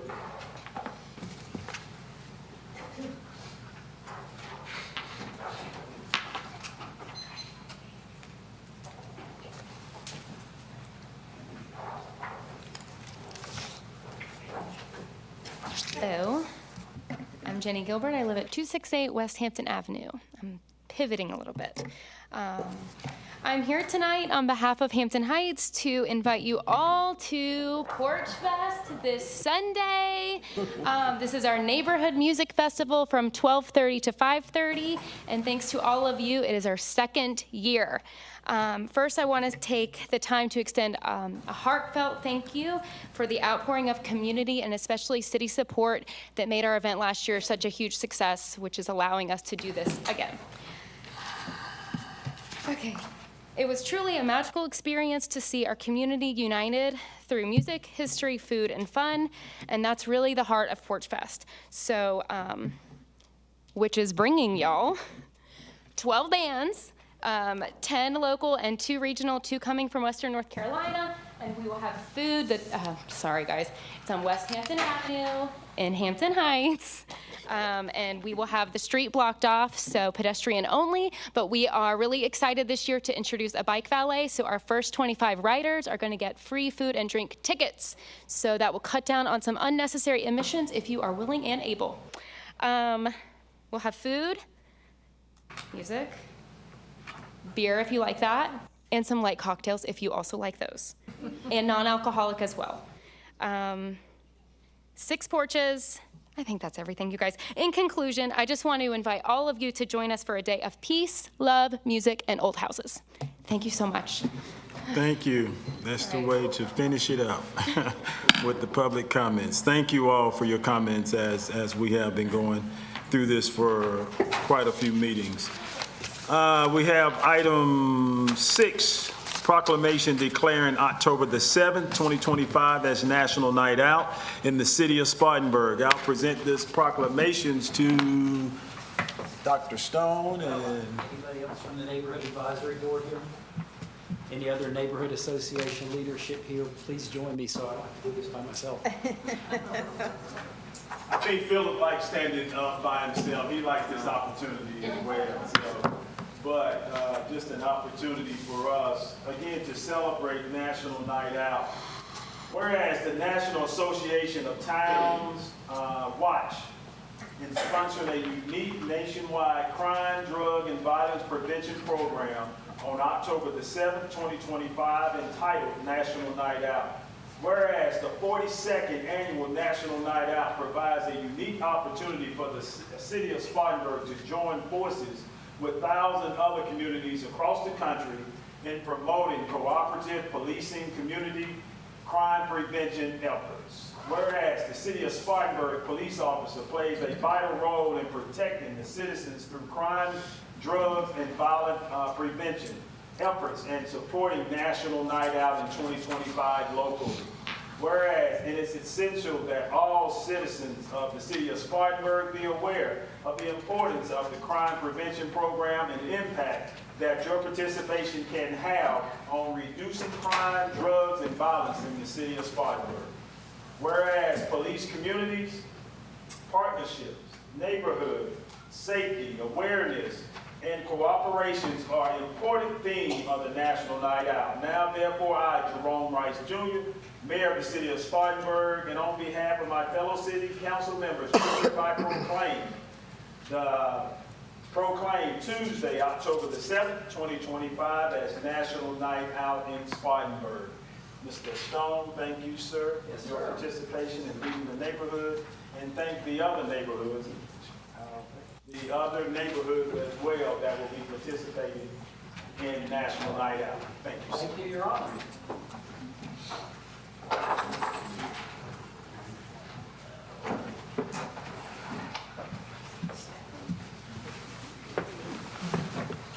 All right, so we have item 8, discussion of clock tower options. Mr. Chris Story, City Manager, presenter. Good evening, Mr. Mayor, members of council. We've already heard quite a bit about the clock tower tonight, but I want to share a little bit more. We obviously have a great deal of respect for all of the citizens who have expressed their views on the clock tower. And while this matter has been discussed publicly for a number of weeks, I still find myself encountering folks who don't know the whole history or why this would seem like a rational change to make. And obviously, I discussed it at great length a couple meetings ago. I don't plan to take that long tonight, but I want to recap some of the key points about the history and some of the logic that has driven staff to make the recommendation that we are making. And I also have some information about other aspects that have surfaced in recent weeks. But to to catch us up, and again, those of you who were here at the meeting a month ago, not the past meeting, but the one prior to that, have seen most of, if not all of these images, but do think it's important to reiterate the history of the clock that is consistent with all of what we've discussed. As was previously mentioned, the clockworks and bell date back to 1881. They were purchased then. 1881 was the founding of the city, the formal chartering of the city. And at that time, a facility for government operations was under construction, and the clock and bell were purchased to be part of that building. That building is, you see in that photo, again, constructed in 1881. The clockworks and bell are the same that are in the tower today. And that building was a city building. That was referred to as the Opera House, but there was a gathering space on one floor, but it was the city operations, so analogous to City Hall of its day, and that's where it existed for that period of years. And in 1907, the clock moved and was installed as a prominent architectural feature of a new local government building. In this case, it was a county courthouse. So a city facility and a county facility, each with different architectural styles, but with one prominent feature in common, which was the tower element that contained the clock and the bell. So that county courthouse was where the clock and bell existed until 1958. In 1958, both the city and the county were building new facilities. And the county was building the courthouse on Magnolia Street that was demolished maybe 5 years ago to make way for the new county courthouse. And the city was in the process of building the city hall that was also recently demolished on Broad Street. So those two local government facilities, at the time, the respective councils chose to deviate from that architectural style that had been the case for the first what is that, 77 years of the city's history of having a clock tower element as the primary architectural symbol of the seat of local government. Those groups chose, and I'm no architecture expert, but I think they both went with a more modern architectural style of the county courthouse and the city hall, and so neither of them chose to include the clock tower feature or the clock and bell. So into storage, the historic bell and clockworks went, where they stayed for about 20 years until the effort that we know as the clock tower, which involved the participation of the community effort to get it built and erected. At that time, it was a feature of the Main Street pedestrian mall. As I discussed at length last time we were here, that was a time of great angst about the future of downtown Spartanburg, and particularly, well, downtowns across America, but particularly downtown Spartanburg, with the opening of new retail centers to the east and west, including Westgate Mall. There was significant amount of concern about the significant reduction in activity of the downtown. So the Main Street Mall and the Clock Tower project were elements of revitalization at that time. And then about a decade later, there was a desire to reconfigure that intersection of Main and Liberty. And so there was an effort to find a new home for the clock tower. At that time, it was moved to its current location. Its current location was an existing grass median island that was created when the historic frontage of what we now call the Herald Journal block. There were some structures demolished to make way for the road to swing around from Main to connect to Broad, which left in place a large landscape island.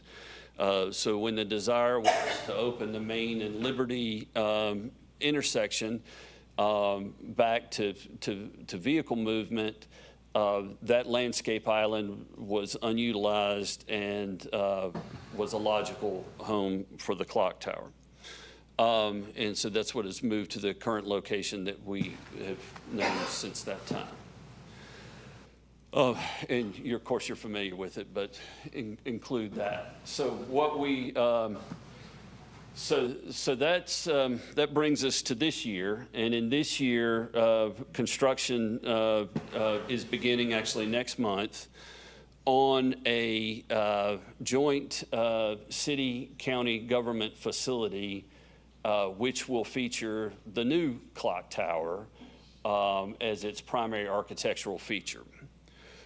We at the staff level are very much drawn to the historical connection of having, once this clock and bell were in a city facility, then the clock and bell were in the county facility, and now as a point of pride, those two entities will be the first in South Carolina to share their administrative headquarters. Each has a direct tie to the clock and bell.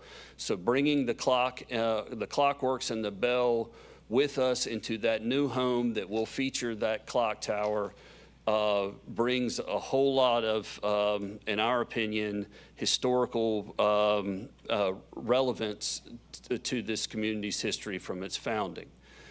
This is an image of the new clock tower, which will be the iconic entry feature of the new headquarters of local government, which we expect to be the seat of local government in Spartanburg for generations to come. The current clock tower is about 70 feet tall. This will be almost twice that in size and in height. It will be a landmark that will be visible across the downtown from several blocks in multiple directions. It will be located on downtown's highest traffic corridor. Just a couple of more images, I know all of which you've seen, but in the spirit of illustrating how this is how it'll look from a couple blocks away on Main and Church intersection. That's how it'll look as you approach it from the south on Church Street. So again, we think it becomes an icon for the next generations as the past versions have been. And that's just another look from the pedestrian. So here's the 4 iterations shown together. Just so we can, of course, the point that I would emphasize to you all is that 3 of the 4 have the common attributes of signaling that this is the seat of local government in your community, and connecting these historical elements to the local government building. So that is why we want to bring the clockworks and the bell to the new building. Now, I want to, just as we look back on the timeline, I think it's obvious, but just to illustrate that, the folks who are making the decisions not to take the clock and bell either to the city hall then under construction or to the county courthouse then under construction in the late 50s, obviously they had their objectives with those buildings and their goals for what symbols they would be for their generations. And by their decision, they effectively precluded the folks who came together in 1979 and said, hey, we have these unique elements of this historic clockworks and this bell in storage. What can we do positively and productively to take advantage of those?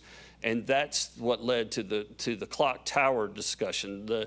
The logic was we have these great assets that deserve something better than being in storage. Let's celebrate them and replicate to the degree that was possible for them at that time what was not included in the architectural design of the city hall and county courthouse.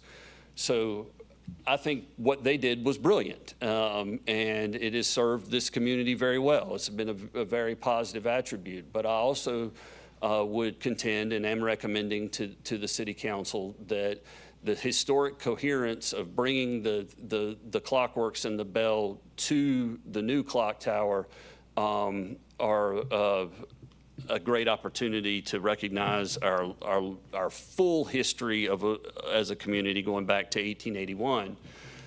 These are just examples of how taking the bell and the clockworks that are now 60-something feet in the air and bringing them into a display context will allow school kids and community members, and yes, those whose names are on the plaques, to get a proximity they haven't been able to have ever. And we think that has some community value to be able to see up close these things that the community has cherished for most of its history, for most of the last 150 years. And this is an example of how a historic bell that was once up in a tower has been brought down for people to see and experience. And of course, this is a much more famous bell, but it's an example of how it can be an interesting piece and asset for the community. And I don't mean to be rushing through this, but I just took so long last time, I can't do that again. But to summarize the historic aspect, and of this, I will just reiterate that for 124 years, a town clock has been a feature of downtown. For over 60% of that time, that has been in the form of an architectural feature of a prominent local government building, and that's what we are proposing to return to for the next generations. So this is not a proposal that we bring to you that is ahistorical. We would argue that it is very much in keeping with this community's history. So I'll now pivot to discussing Main Street a bit, and what I've called here the new Main Street. Well, in some ways, it's a new Main Street, but from a historic perspective, it's actually restoring the Main Street facade frontages and the relationship that the buildings had to Morgan Square to the original. Because as I mentioned earlier, when the roads were modified to have the curving sweep around from Main Street onto Broad, in order to facilitate that, which of course was motivated when to create two one-way routes around Main Street, one block off. So Broad was one, you could drive east on Main and swoop around onto Broad.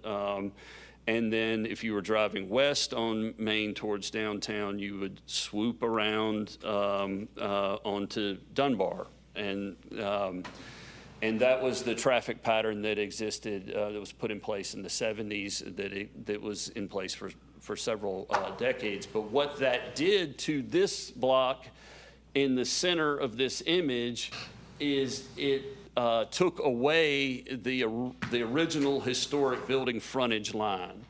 And so I don't know if folks can see it, but when I click, you can see the blue dotted line to come in. That's how, for most of Spartanburg's history, buildings and structures have been aligned along West Main Street.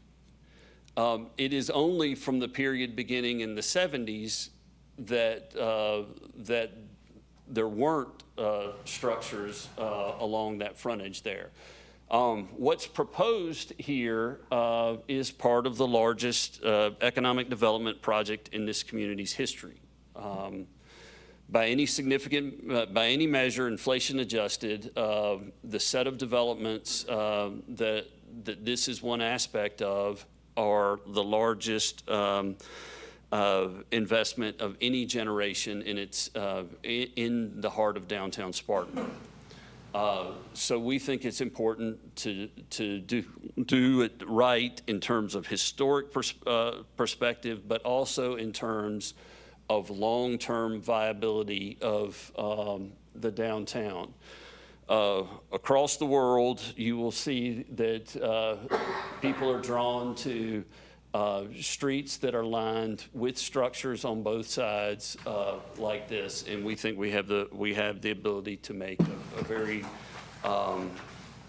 good Main Street for the generations to come.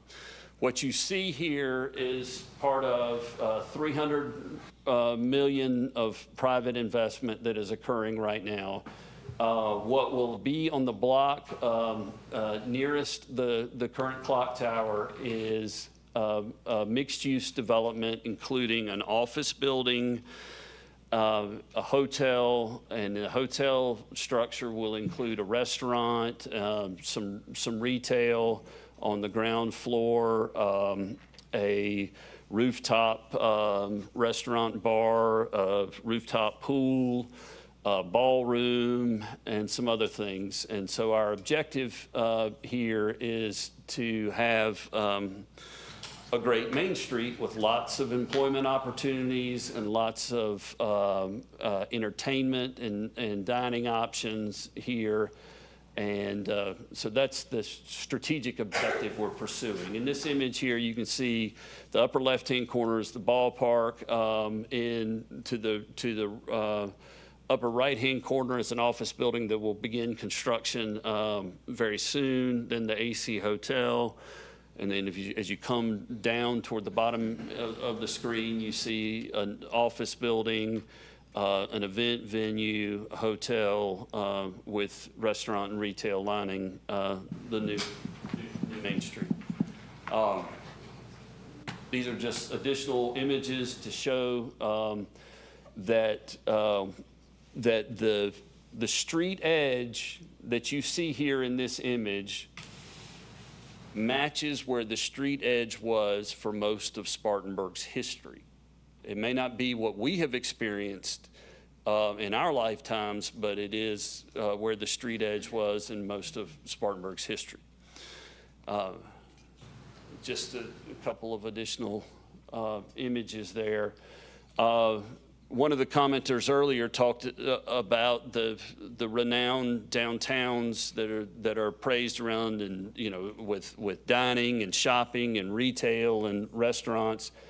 That is our aim here, and that's why we are excited to recommend moving forward with this to you all. You can see that that has the potential to be a very active spot in our downtown and continue the street edge from the AC Hotel into the heart of Morgan Square and further beyond. So the staff's recommendation to you all for your consideration is to return the clock tower to its historic position overlooking the seat of local government, restore the bell and clockworks into publicly accessible elements in the new building, and achieve the optimal Main Street for the next generation. So that is our recommendation, and that is, of course, not new. This has been a number of months in discussion. I was asked at the last meeting to investigate the possibility of relocating the clock tower, as the current clock tower. That is possible to do. It is not a simple undertaking, and it's not without cost. We believe the cost would be something between $850,000 and $900,000, depending on the final exact location and the nature of the foundation work that would be necessary and that type of thing. But it is possible to do that, and were that to be council's will, my recommendation would be to downscale some of the planned investment in the principal part of Morgan Square to accommodate that cost. And I'm certainly, we have looked at possible sites for a relocated clock tower, and there are viable options within a block or two. And so I just wanted to add that additional information.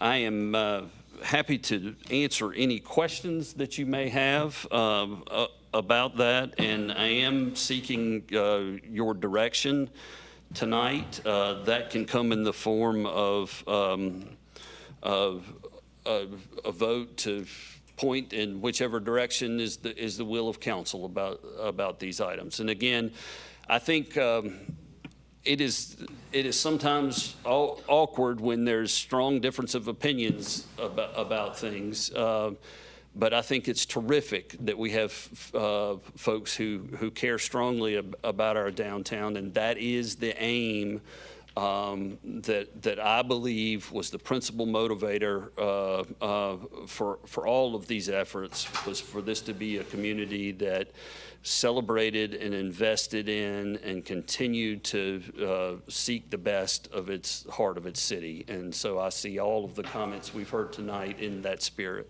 Yep. Thank you, Mr. Story. We have any questions, Mr. Story? Megan? Thank you, Chris. Thank you, Mr. Mayor. And thank you to everyone who has come tonight to share your opinions on different things. Chris, at the end here, you just mentioned the other locations. We've had a discussion about where those locations might be, and one thing that came up in those discussions was that those are all, the 2 or 3 spots that we discussed are future spots that have already been, or that future councils could want to redevelop, which would then put our city in the same position we're in now, maybe 30 years down the line when we want to redevelop a corner for who knows what. Since there's been a lot of discussion on that relocation, could you share a little bit more about that? Sure. That is the primary concern that I would elevate from the staff level about some of the potential locations that have been suggested as alternative sites for the clock tower. And it actually points to, I think, the original wisdom of the community, and what we are recommending we do here is to have these historic elements be part of structures that will serve primary purposes beyond just to hold the bell and the clock, because that gives you some solidity to it forever, and is part of the original functional purpose. But we did identify 3 locations in the downtown that we think we could physically replace the clock tower in. Each of them has the potential to be the location of a building footprint at some point in time, which would mean, and the 2 of them are city-controlled pieces of property. A third is privately controlled, but there may be a willingness to do this.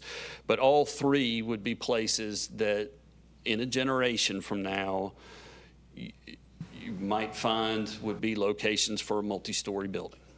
And so that's why I haven't recommended any of those 3 in addition to the primary belief of staff that the clock and bell historically should be part of our government center.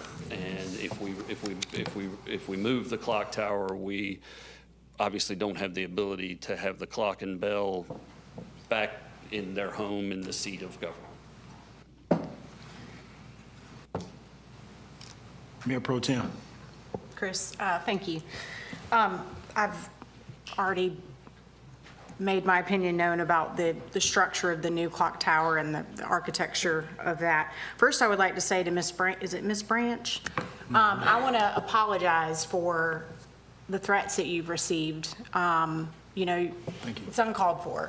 I appreciate and acknowledge your passion and your commitment to, restoring this as a part of the city. And I often think that in our city and other communities across the country, we, tear down a lot of historical pieces that tell a story. There's many books in Spartanburg about the north side and the south side, and how easily it is to just sort of erase what once was.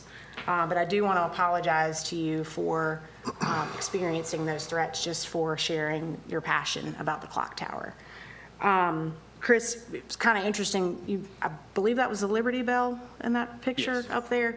But maybe I'm not a historian, but it came down because there was a crack in it, correct? I don't know. I'm not a historian. I know that there is a crack in it, but I don't know So it was broken. The bell. Is our clock tower bell broken? Yeah, there's a crack in the Liberty Bell. Yes, I know that much from elementary school. I'm not Is there following a the crack question. in our bell? Oh, we don't believe so, no. Okay. So, the old saying, if it's not broke, don't fix it. I mean, there are things that need to be fixed. But the one thing that I love about our downtown is the charmness of it all. You see in a lot of these cities, new construction is great, economic boom is great, but you see a lot of the historical elements sort of fade away. So for me personally, I can understand the reasons for it needing to be moved, but I'm not in favor of it just being completely torn down. If we were to look at other options, I would be more in favor of relocating it to another space that folks can still enjoy. I think I mentioned in the last meeting, putting it in a glass cage in the new city county administrative building. I mean, that's only open during business hours. So when families are out with their grandkids, there's really no opportunity for them to show them a piece of Spartanburg history unless they go during business hours. And let's be honest, most people are doing things on the weekends with their families, because if the kids are in school, that's where they are. And so you mentioned the cost to relocate, but what would be the cost to memorialize it? I suspect that would be about the same range too, with the type of glass that you might need, and to restore all the pieces and the parts. So, for me, and I'll also say, if it were the council's will to create sort of a memorial piece in the new city county administrative building, I'd be more in favor of it being on the outside so that people could actually access it. But I do think it's important, Representative Brenda Lee Price, former representative, that, if we were to do something of that nature,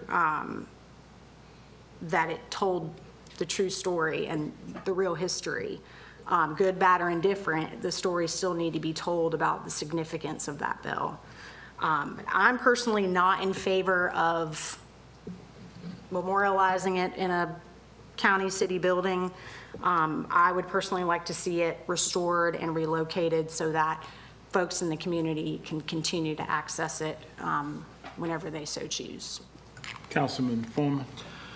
Yeah, Chris, I was just jotting down some notes. I think there's sort of 6 buckets here that we've established. One is the need to move it. I mean, I think we're all in agreement that because of the magnitude of Project Core, $450+ million investment that will bring thousands and thousands of jobs to our downtown, already is bringing thousands and thousands of opportunities via the baseball project, as well as the construction workers that will be coming into downtown. Several hundred new houses, tens of thousands of new visitors into our downtown. So the need, has already been established given the design characteristics of what we're trying to do.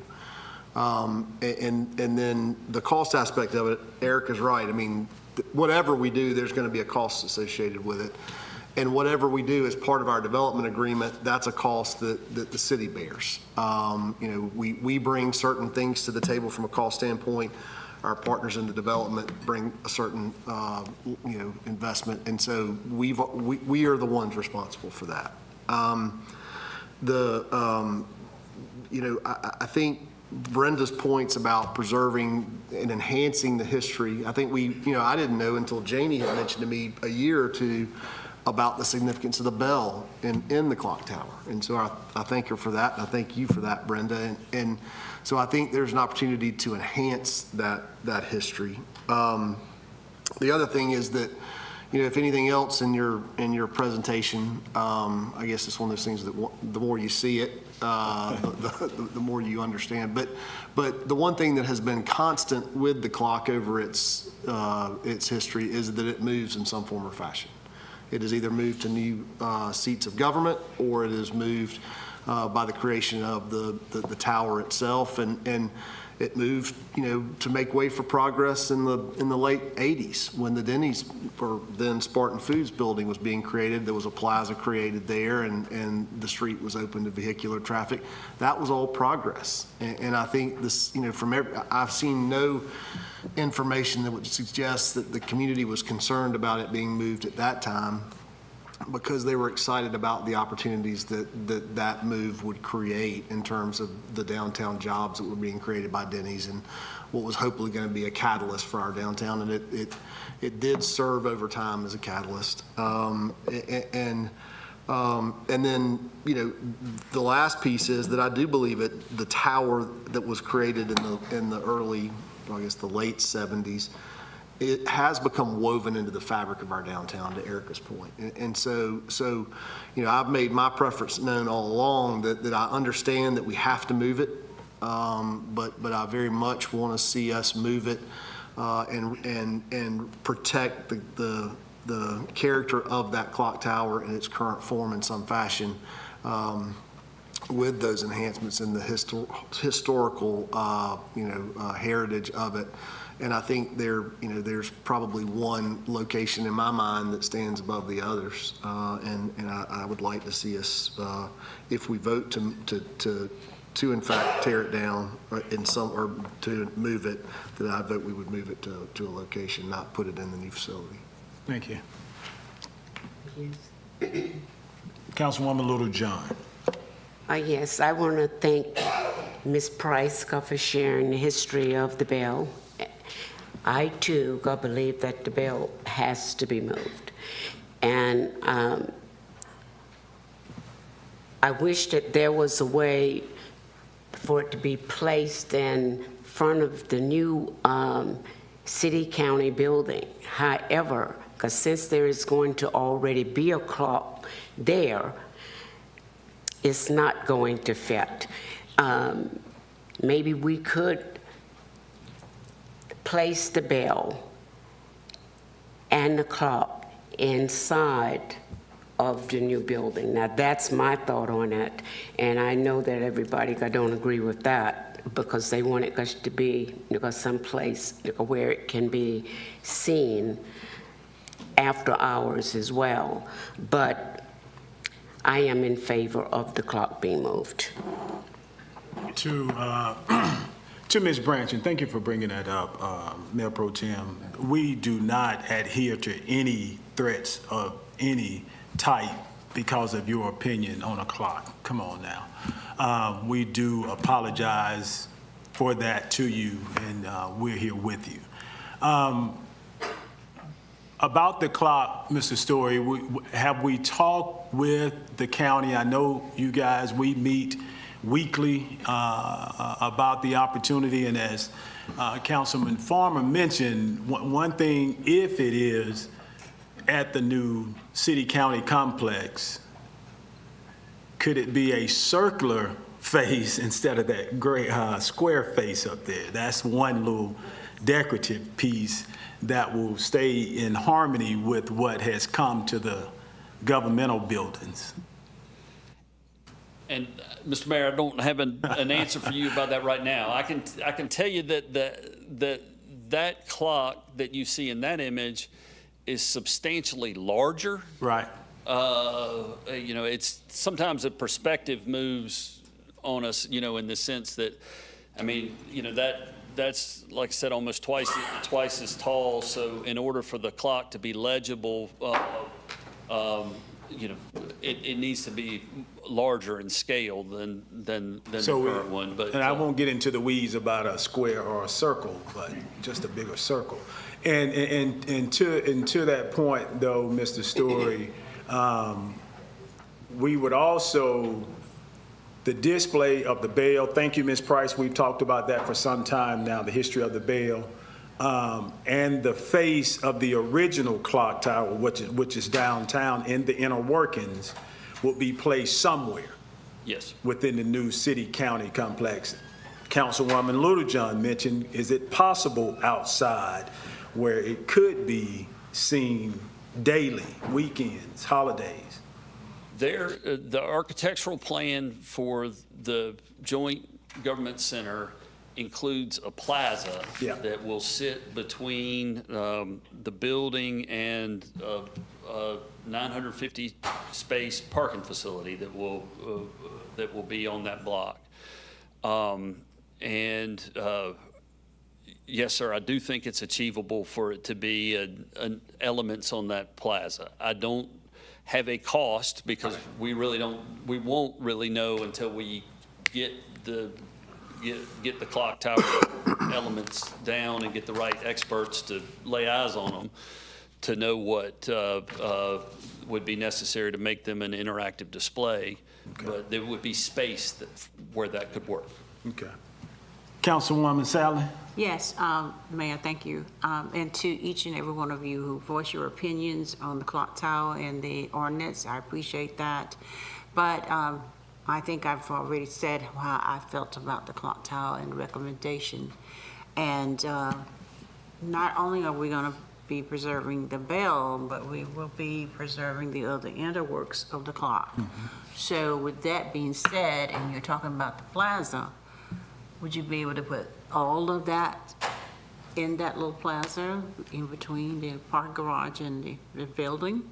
Yes, ma'am. I believe there'd be adequate space to do that. You know, I don't know which of the elements, which of the aspects would be appropriate to have open to the weather and which would need to be in structures and that type of thing. But there's enough space where it could be done where folks could get to it when the building was closed, we believe.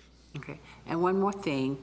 Now, I am not familiar with any building being open after hours, like 12 o'clock at night, for you to go in and view some historical artifacts.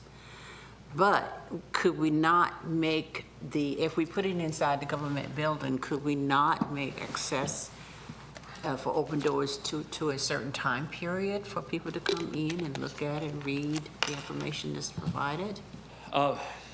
I think if it was important to have night and weekend ability to read about it and get close to it to see it, my recommendation would be on the plaza, and that's really it's hard to tell sometimes with images. This is a very large building. Right.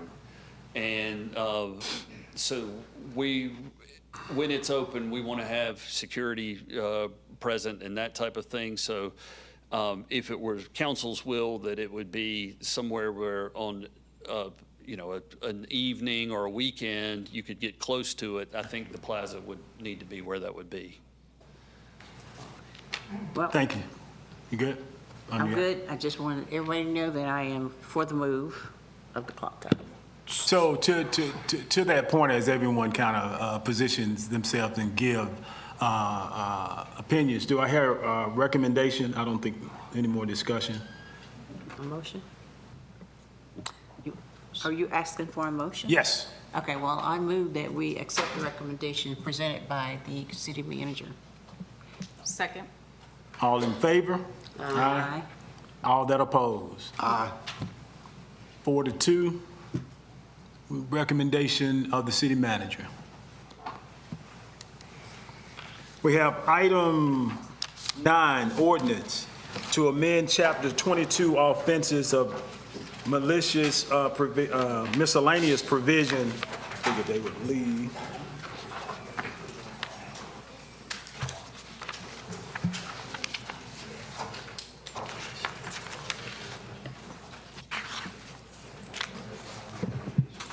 Of the Code of Ordinance of the City of Spartanburg to add a new section providing that the persons who violate another section of the city's Code of Ordinance with the intent to harm, injure, intimidate another person or persons in whole or part because of the ethnicity, race, color, creed, national origin, religion, ancestry, sexual orientation, gender identity, or physical or mental disability of the victim is guilty of a separate offense of hate intimidation. We have Mr. Robert Coley, City Attorney, as the presenter. Good evening, Mayor and council members. The item before you is an ordinance to amend our city code. It will add a new section. The new section will be entitled Hate Intimidation. It reads as follows, and I think it's important to read this slowly and clearly so everybody understands exactly what the ordinance does and intends to do. It reads, a person who commits a crime in violation of another section of this chapter or in violation of any state statute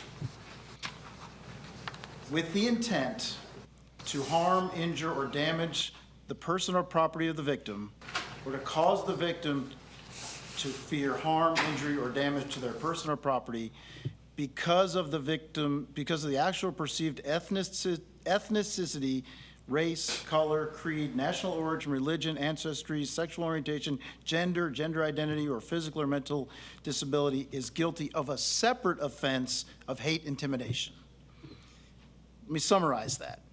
An individual who breaks some other law, some other established law, whether it be one of our city codes or one of the state codes that we have jurisdiction over, such as assault and battery, such as vandalism, they're subject to an additional charge of hate intimidation, but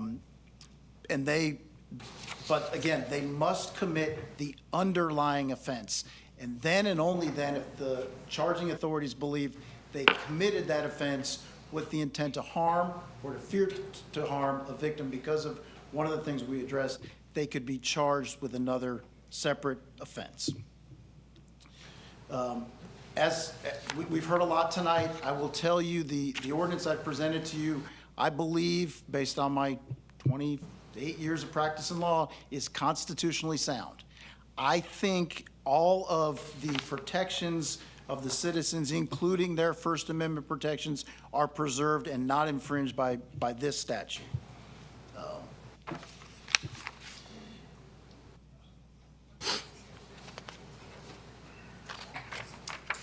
Another thing I want to address is that anybody that's charged with this offense, both the underlying offense and if the charging authorities think there was sufficient probable cause for the additional offense, will have a right to have the entire matter heard by a jury of their peers, just like they do on any other matters.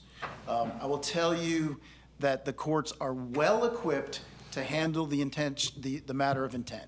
They do it hundreds of thousands of times every day in courtrooms across this country. There's criminal intent on every single case that a criminal court hears. So they're well positioned and well equipped to handle that. One other thing I want to address before I be quiet and take your questions. This is not an attack on or an infringement upon free speech. As a matter of fact, the city of Spartanburg cherishes free speech. Remember, in 2019, we passed our protesting ordinance, and it says anybody who is expressing free speech, whether that speech is vile, rude, offensive, disgusting, is protected. And it's against our laws for somebody to interfere with them, and our police will circle them and will protect their free speech. So this is not an attack on anybody's free speech. So with those things being said, it's first reading. It would need a motion and a second and a vote tonight, and we'd have a second reading. I addressed a couple of things I think people brought up, but I'm glad now to take any questions to try to educate or address any additional concerns you have based on what you've heard from me tonight, what you've read, and what you've heard from some members of the audience. Okay. Questions for Mr. Cola? Yes. Well, you missed the meeting, so we I did. I was not here last time, yes. Bob, thank you for reading it out loud. Had you not done that, I was going to do it. I'm not sure what people read before coming tonight, but I heard a lot of folks expressing concern about having their religion infringed upon, their speech. And if you felt like we were going to do that, then you should show up tonight and make sure that your local government does not infringe upon your right to free speech and practice your religion and all of those things. And there was also several comments about hate material, but nowhere in this does that mention distribution of materials. Just to reiterate, you have to commit a crime that we already have on the books. Correct. We are not creating any sort of new classification of crime that does not already exist. Exactly. Right. What was my question? Maybe I was just wanting you to reiterate the hate materials piece and the free speech part. And this will not in any way infringe people's ability to come down to the city of Spartanburg on public property and express their free speech, just like they've been doing for decades, if not a century. And again, just like we enshrined in 2019 and said, we've got an ordinance on the books that protects that right, and we take that seriously. So this is simply, as you said, if you commit an offense of a statute or a crime that we have jurisdiction over, and the charging authority, the police, think that you did so with the intent to harm somebody because of one of these factors, you can be charged separately. But again, your entire matter will be heard before a jury of your peers, and that all of that will be sorted out, and you'll have your opportunity to express any defenses or challenges. Question, comment? Mr. Mayor, or Bob, could you give an example? For instance, I heard a lot of comments about folks, infringement on their free speech or their religion, et cetera. I walk the trails often, the Mary Black Trail. I walk downtown very often. There are a number of religious folks with pamphlets that I see each day. I stop and talk to them. We may not feel the same or agree on the same things, but certainly there's never been any, animosity or or hate towards one another. So for example, I guess what we're saying is what's already on the books. So let's say, for example, assault would be on the books. If someone were to attack these individuals based on the materials that they are passing out, based on their religion, then something like this could be applicable. That's exactly right. So it's not a person on the corner talking about how much they love Jesus, or in my case, talking about how much I love my wife. It is simply saying that this can be added to an offense that is already on the books. That's right. This has very little to do with people expressing their free speech or constitutional rights. This shifts the paradigm. This is if the criminal does something because of their intent to harm you because of the color of your skin, your religion, your creed or beliefs, then the actor could be charged with an additional offense. So, classic example, we'll never do this, but if I were to punch Mitch Kennedy, I'm going to get charged. You'd be making a mistake. I would be charged with assault and battery. If the charging authority could prove that I did that solely because of something about him, the color of his skin, where he goes to church, where he practices, I could be subject to an additional charge. As of now, I could not be. I would just punch him, and I'd be charged with assault and battery, and I'd have a probably long day in the hospital. But that's a classic example. Same thing. If I were to vandalize a church because I'm just a vandal. If I did that because I do not like Baptists, I'm subject to an additional charge of hate in addition to the vandalization of the church. That's what this ordinance does. It adds an additional element to be charged and proven by the state if the evidence supports it. Any other? Yeah, Bob, thank you for this draft. I think this draft is narrower in scope and I think addresses many of the concerns that were expressed by folks in the community who had some reservations about this, specifically because of what you have said about, it does not address speech. It does, which I think some of the drafts that we saw, some of the organizations promote, I think kind of a lot of overreach there in some of those areas that gave me great concern, as to the constitutionality of it, also the enforceability of it, because, one of the things that I think we need to really ensure is that, that we are giving a clear message to our law enforcement community that we're giving them a tool that they can use in the event that they run into these situations. And I know that other municipalities across the state have passed something similar. Do we know specifically how many people have been charged under this ordinance in those communities? Across the state? I do not. I can get that number for you, but again, of the 23, I think there's 23 municipalities and counties that have passed this, and to say it's substantially similar is an understatement. It is almost identical language, the meat of it. Again, it's the product of a lot of deep and intense research by some pretty smart lawyers across the state that have produced something that achieves an intent and is also constitutionally sound and doesn't infringe on somebody's free speech. And what's the enforcement? What's the penalty associated with the violation of this this ordinance? Same with anything else in our city court, up to 30 days and up to $500 at the discretion of the judge. So there's no, I think one of the speakers mentioned something about some sort of re-education class or anything like that. There's no civil, this doesn't make you any more or less susceptible to civil penalties or anything associated with that, like was mentioned? Not at all, and as a matter of fact, one of the speakers was concerned about civil lawsuits. This has nothing to do with giving anybody the ability to file any civil lawsuits. The language that the speaker was concerned about is there's an opportunity, if somebody gets charged with this, they can go do community service. And if the judge agrees that that community service satisfies their debt to the state, the judge could waive the fines and penalties and give them credit for that community service. Perhaps washing off the graffiti that they. But no class. No. I mean, you just, I mean. No, there's no re-education program. I mean, there's no associated with book to unlearn hate. So it's what's right here and what you've been taught. I mean, it is an adult disease, period. And I do have concerns that people will look at this ordinance and think it gives them some false sense of security. You know, to me, what we need to be clear about is what this ordinance is and what it is not. It does not make anybody specifically safer by passing it, if that's the will of council. Because it's really just declarative, right? I mean, it includes a small fine or penalties associated with what is otherwise could be a much greater crime. You know, assault and battery, vandalism, you know, anything like that would carry really the weight of justice with it, as opposed to the $500 fine or the 30-day penalty. Yeah, the penalty is nominal because, again, we are jurisdictionally limited at the city municipal court level to 30 days or $500 fine. I would say that hopefully these ordinances begin to change some behavior. You know, there was a time when CDVs, criminal domestic violence charges, didn't exist. It was all assault and battery. Society decided, well, that's not the perfect path. Let's have another path.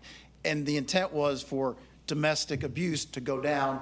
Whether it achieved that or not, you know, those studies will continue. But certainly this would be anomalous to that approach, that perhaps someday it will change behavior. Yeah, and much like that, I mean, I think it's important to declare we can't necessarily legislate hate, but that's in people's hearts and minds. And you know, we see all too often in today's society that you know, we have hate by any number of different definitions creep into everyday world. And so, you know, but we can say that we are against hate and that we don't want to see hate exist in our community to the extent that we can. And so it seems like this gives some you know, it is a nod to that aspect of it, but it is not something that provides the weight of law or justice that will change, you know, people's hearts and minds. Hopefully down the road it could, but on its face, I'm not as convinced. Definitely. Councilwoman Littlejohn. Yes, Bob. My only concern about this is that our police have a lot of things now that they have to deal with.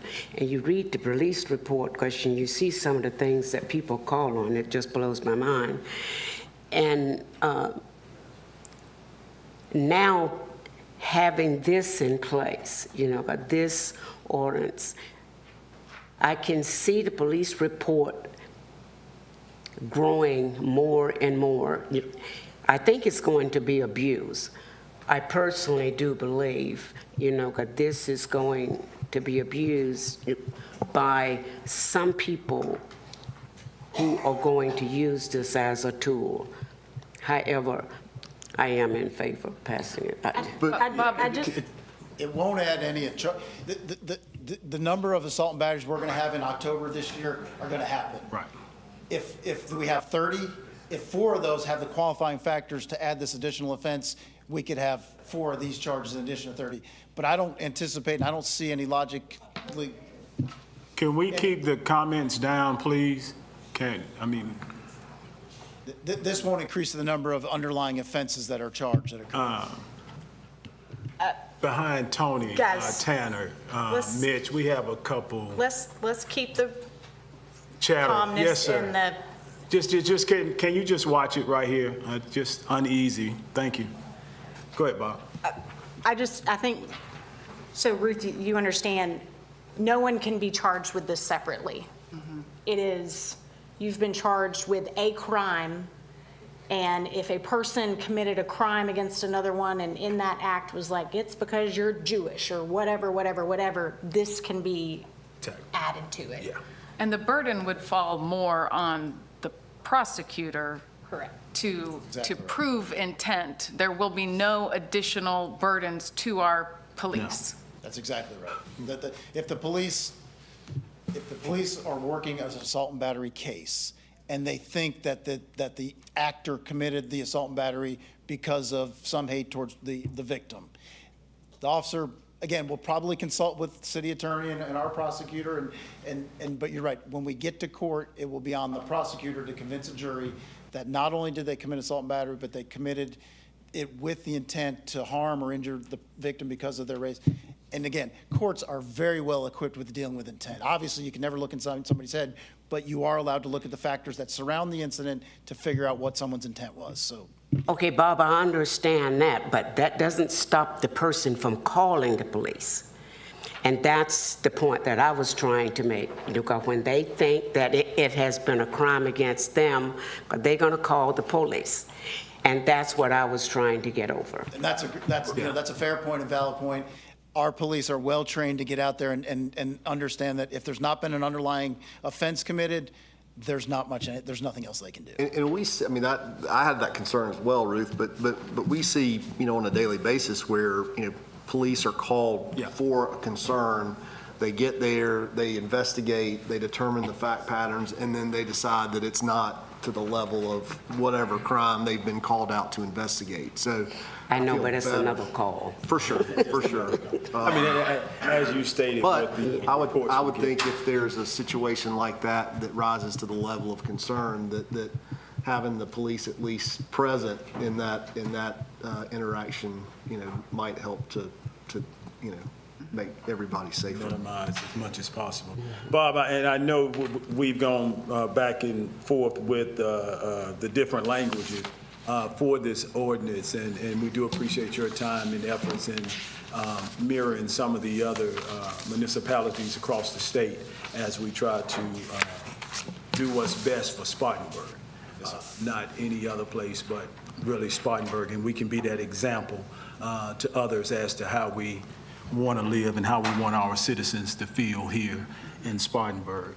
And with that being said, do I hear a motion or any other Mr. Mayor, I discussion? make a motion that on first reading, we adopt the language as presented to add the separate offense of hate intimidation. Second. You got a motion and properly second. All in favor? Aye. Any that oppose? Thank you. Ayes have it. Thank you. All right, guys. All right. We're trying to finish up. Thank you. All right. Thank you. All right, we still have a resolution to authorize the city manager, it look like it's Bob Kohler, to quit claim deed for a portion of Branch Street.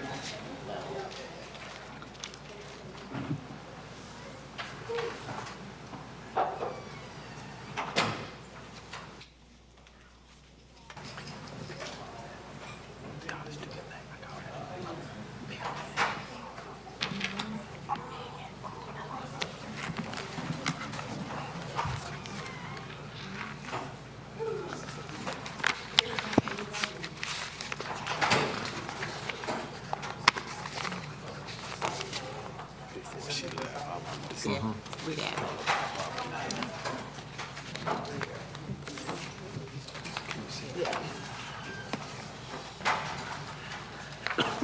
Good. Mr. Kohler?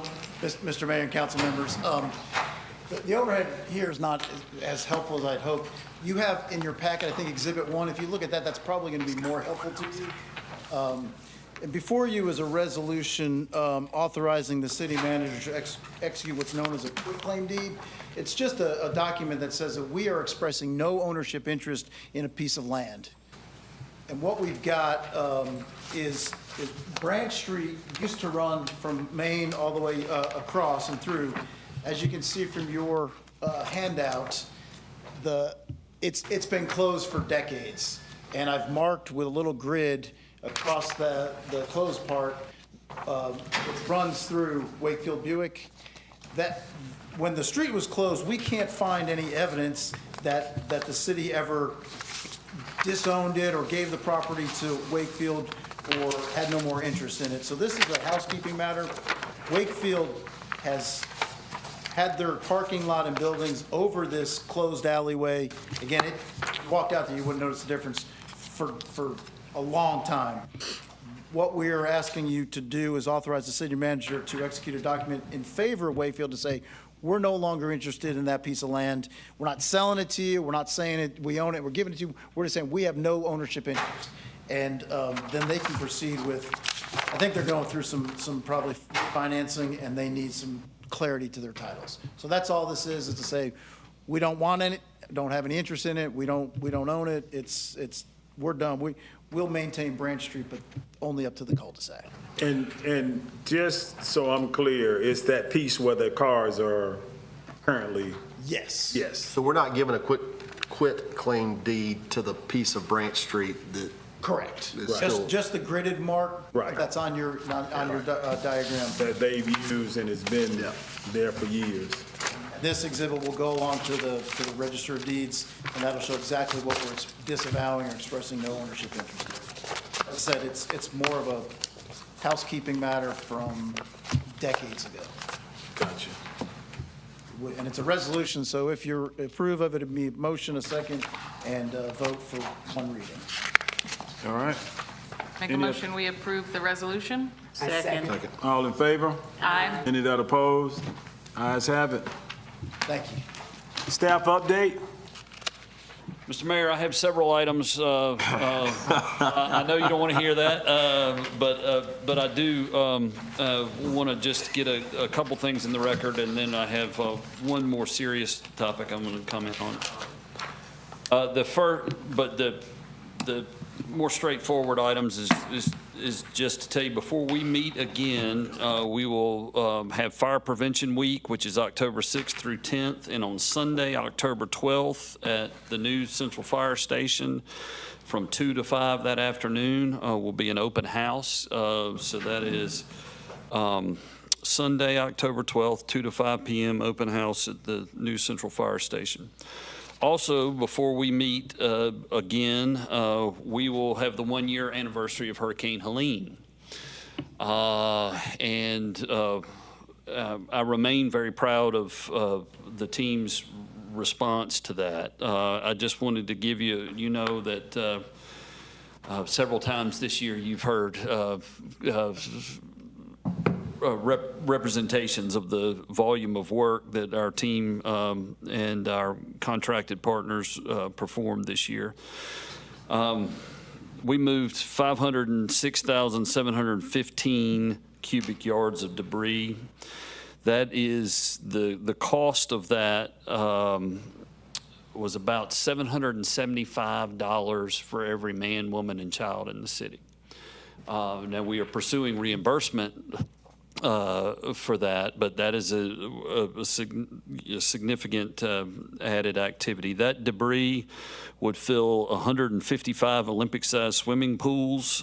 It would cover 24 football fields to a depth of 10 feet.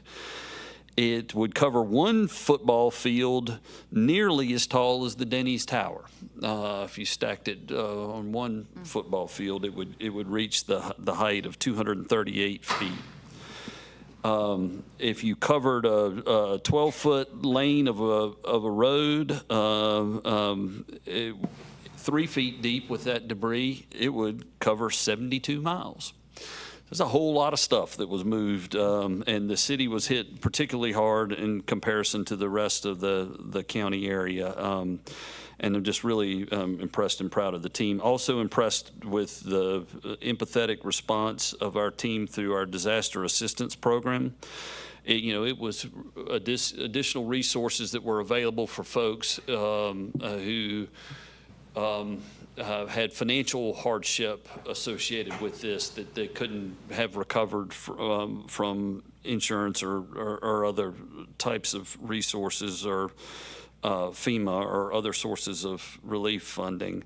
And with that disaster assistance program administered here by the city, we've done 34 roof repairs, 32 tree removals, and we think before we're done, we will affect 100 residences with that disaster relief program. So I think as we look back on Hurricane Helene, we can take away a great deal of positive about the spirit of this community, as well as the good performance of the men and women of the city team with that. And as we reach the actual anniversary, we'll use our public information channels, social media and the like, to share additional tidbits of information.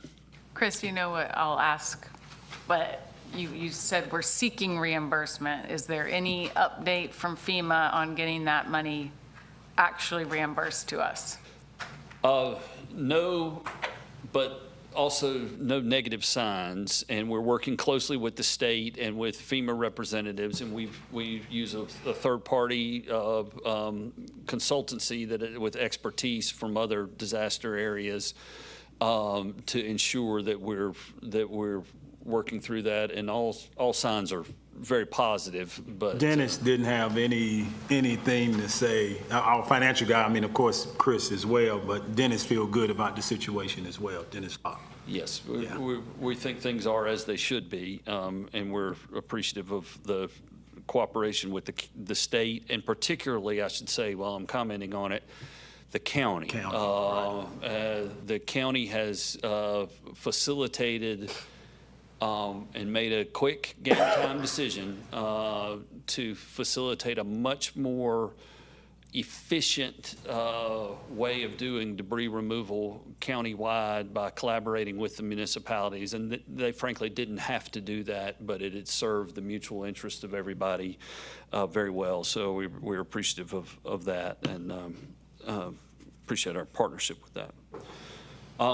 But with those items, Mr. Mayor, I wanted to pivot to one that is a bit more serious, and that is we've suffered over the weekend, we've suffered another senseless act of gun violence involving, resulting in the death of a teenager.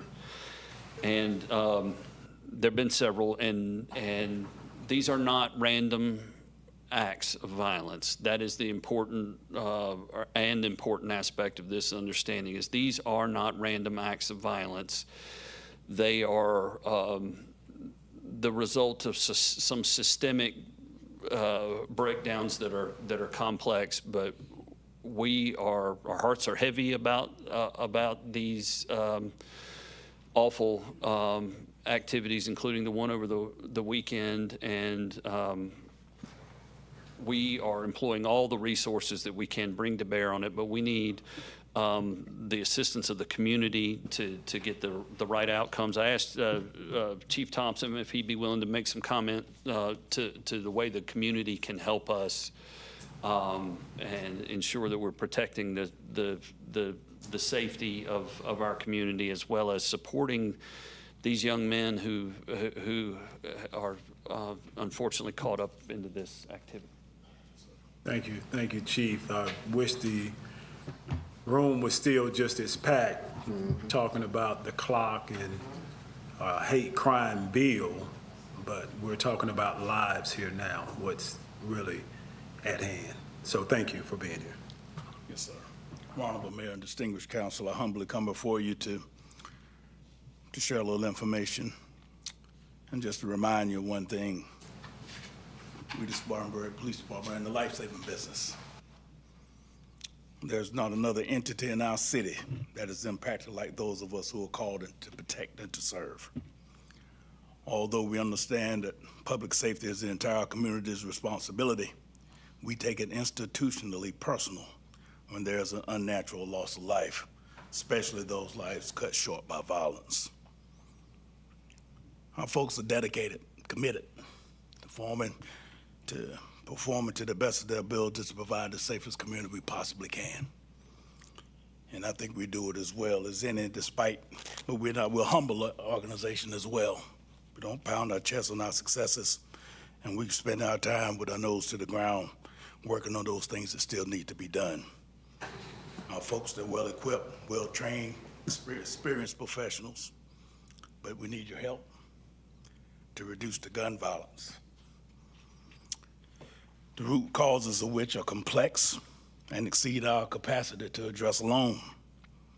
Despite our law enforcement acumen and investigative prowess, we cannot solve a societal problem.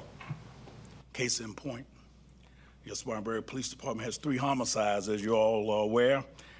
But I want you to also be aware that we're tirelessly and vigorously working to solve the murders of Raheem Kelly, Zamir Smith, and Zion Jordan. These killings have shaken our community both in all 3 incidents. The homes where these senseless acts of violence and resulting in unfortunate loss of lives took place, they were not randomly selected, but targeted. In cases involving Raheem Kelly and Zion Jordan, the intended targets unfortunately were hit. Baby Smith was not targeted, but she's that traditional or classic or proverbial case of an innocent bystander. He was, my apologies. All 3 homicides were calculated and planned, not random acts of violence. And there's another similarity worth noting. Our investigations and investigators are operating in an information vacuum. The lack of cooperation, information sharing, and disclosures by those with knowledge and insight that could assist these and other investigations to continue to persist. The continuous failure to cooperate with law enforcement creates time and space for even more acts of violence. Those who withhold what they know have the key that could solve the cases and bring those responsible to justice. But although we're making progress, because we make excuses, we make a way, we're going to do our part. We're making progress, albeit slowly. It has been and continues to be extremely challenging. Without active engagement and information from witnesses, our investigators are working akin to you're taking a puzzle and turning it face down. The only thing you see is the cardboard backing to try to solve an investigation. So I'm asking for those with knowledge regarding any of these cases or any criminal activity that's taking place in our city to please contact us, provide whatever information you may have. And I must reiterate that the core principle of community policing, community order policing is public safety, is the entire community's responsibility. We all have a role to play. With that said, I do want to extend appreciation to the Spartanburg Clergy Initiative for meeting with members of our SPD team to offer their assistance and to help alleviate the pain and suffering currently being experienced within our community. I also value and appreciate the collaboration with the Spartanburg County Sheriff's Office. Our respective investigative teams meet weekly to share actionable intelligence and devise strategic operations, which we frequently take part in. So I encourage each and every one of you, your organizations, your entities, your communities, to get involved. But I can tell you the answer to our problem, like I said, is widespread, and it starts at home. So I encourage you again to get involved. If you see something, hear something, say something, but better yet, do something. And if the only thing you do is can contact us at 864-596-2065, it would be greatly appreciated. And you can also reach out to Crime Stoppers at 1-888-CRIME-SC. Again, I just want to say that there's no easy button. We have a tremendous wealth of experience, creativity, energy, and passion to do this job and do it the right way at the right time for the right reasons. And we won't stop until we bring those folks to justice, whether we have help or not. We'll be deliberate, but we can get things much done more efficiently, more effective when we work as a team. I said this when I first was brought here. Again, public safety is our entire responsibility. And that the agency is only as good as the community it represents. We have a tremendous community. We're honored to serve each and every day. We're gonna give it all that we got, amid the criticism and what have you. It matters not. because as I said, no one hurts more about this than us. We're in the life-saving business. Thank you, Chief. Any other questions of Chris for staff updates? Are we going into council updates? No, I want to make a comment, Okay, Ash, if sure. I can. Chief, I want to thank you and your department, for the work that you're doing. And I would say, when I contact you all, I always get a response. I have Jennifer Kendall on speed dial. And when I get with her, because she always responds, and I want to thank you all, and I hope, when I have concerns or I make a complaint, that you're not taking it personally. You have to keep in mind that it's been a lot going on in my district, and I know that if people would talk, I don't know the reason. Well, one person said, I don't want to talk to the police because the police is going to tell that I told something.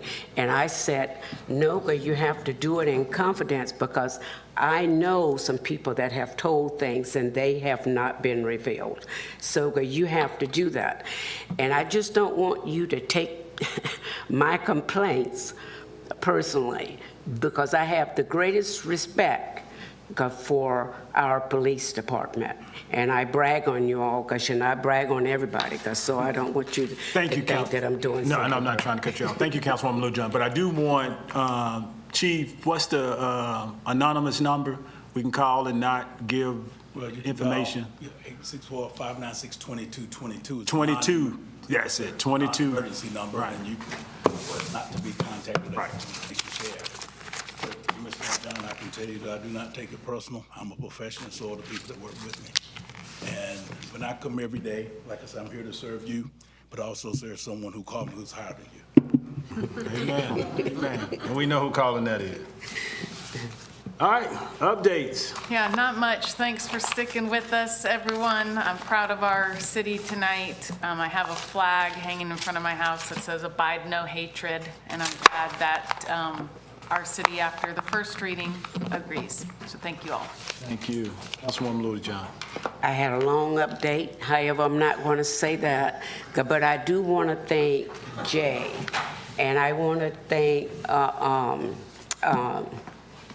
oh shucks, my mind went blank all of a You sudden. want to thank the mayor.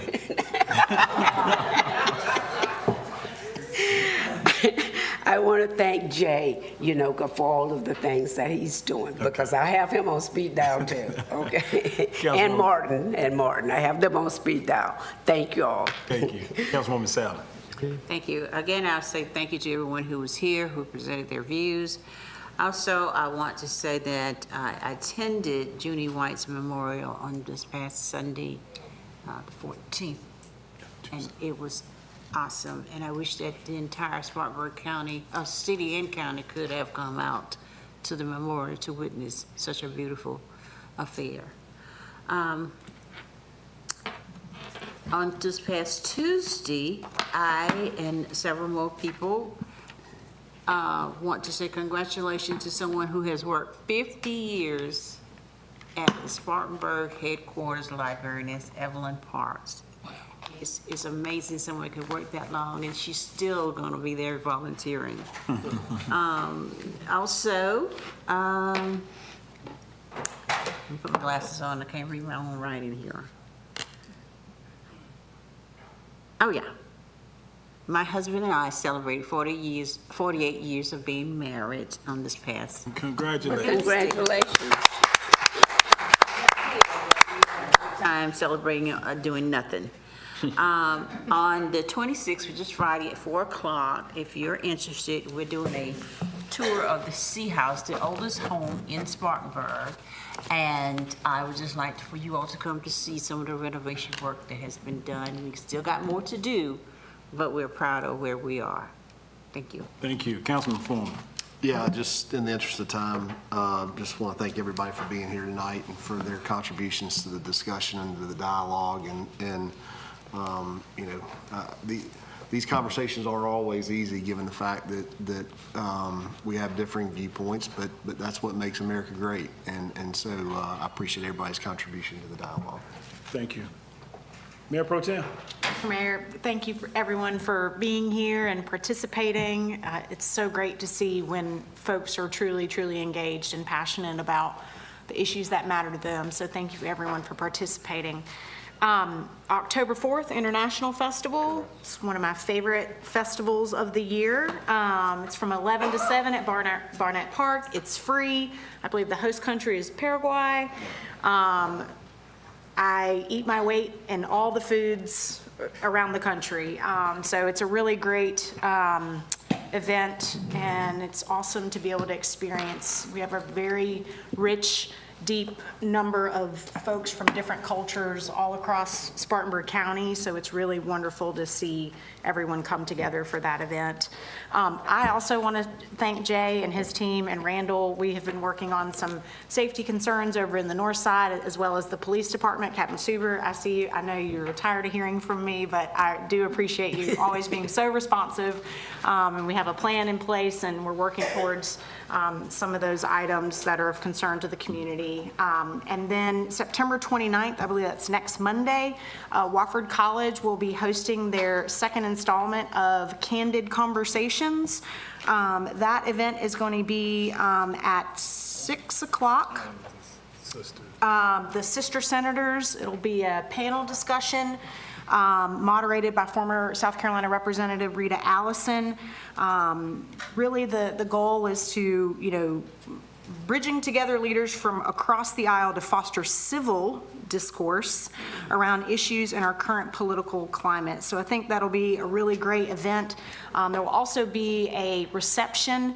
The event at Wofford is free, but if you're interested in attending the reception afterwards, it'll be at the Clevedale Inn. There are tickets available, and you'll get a little sneak peek into the documentary that they are going to be unveiling soon.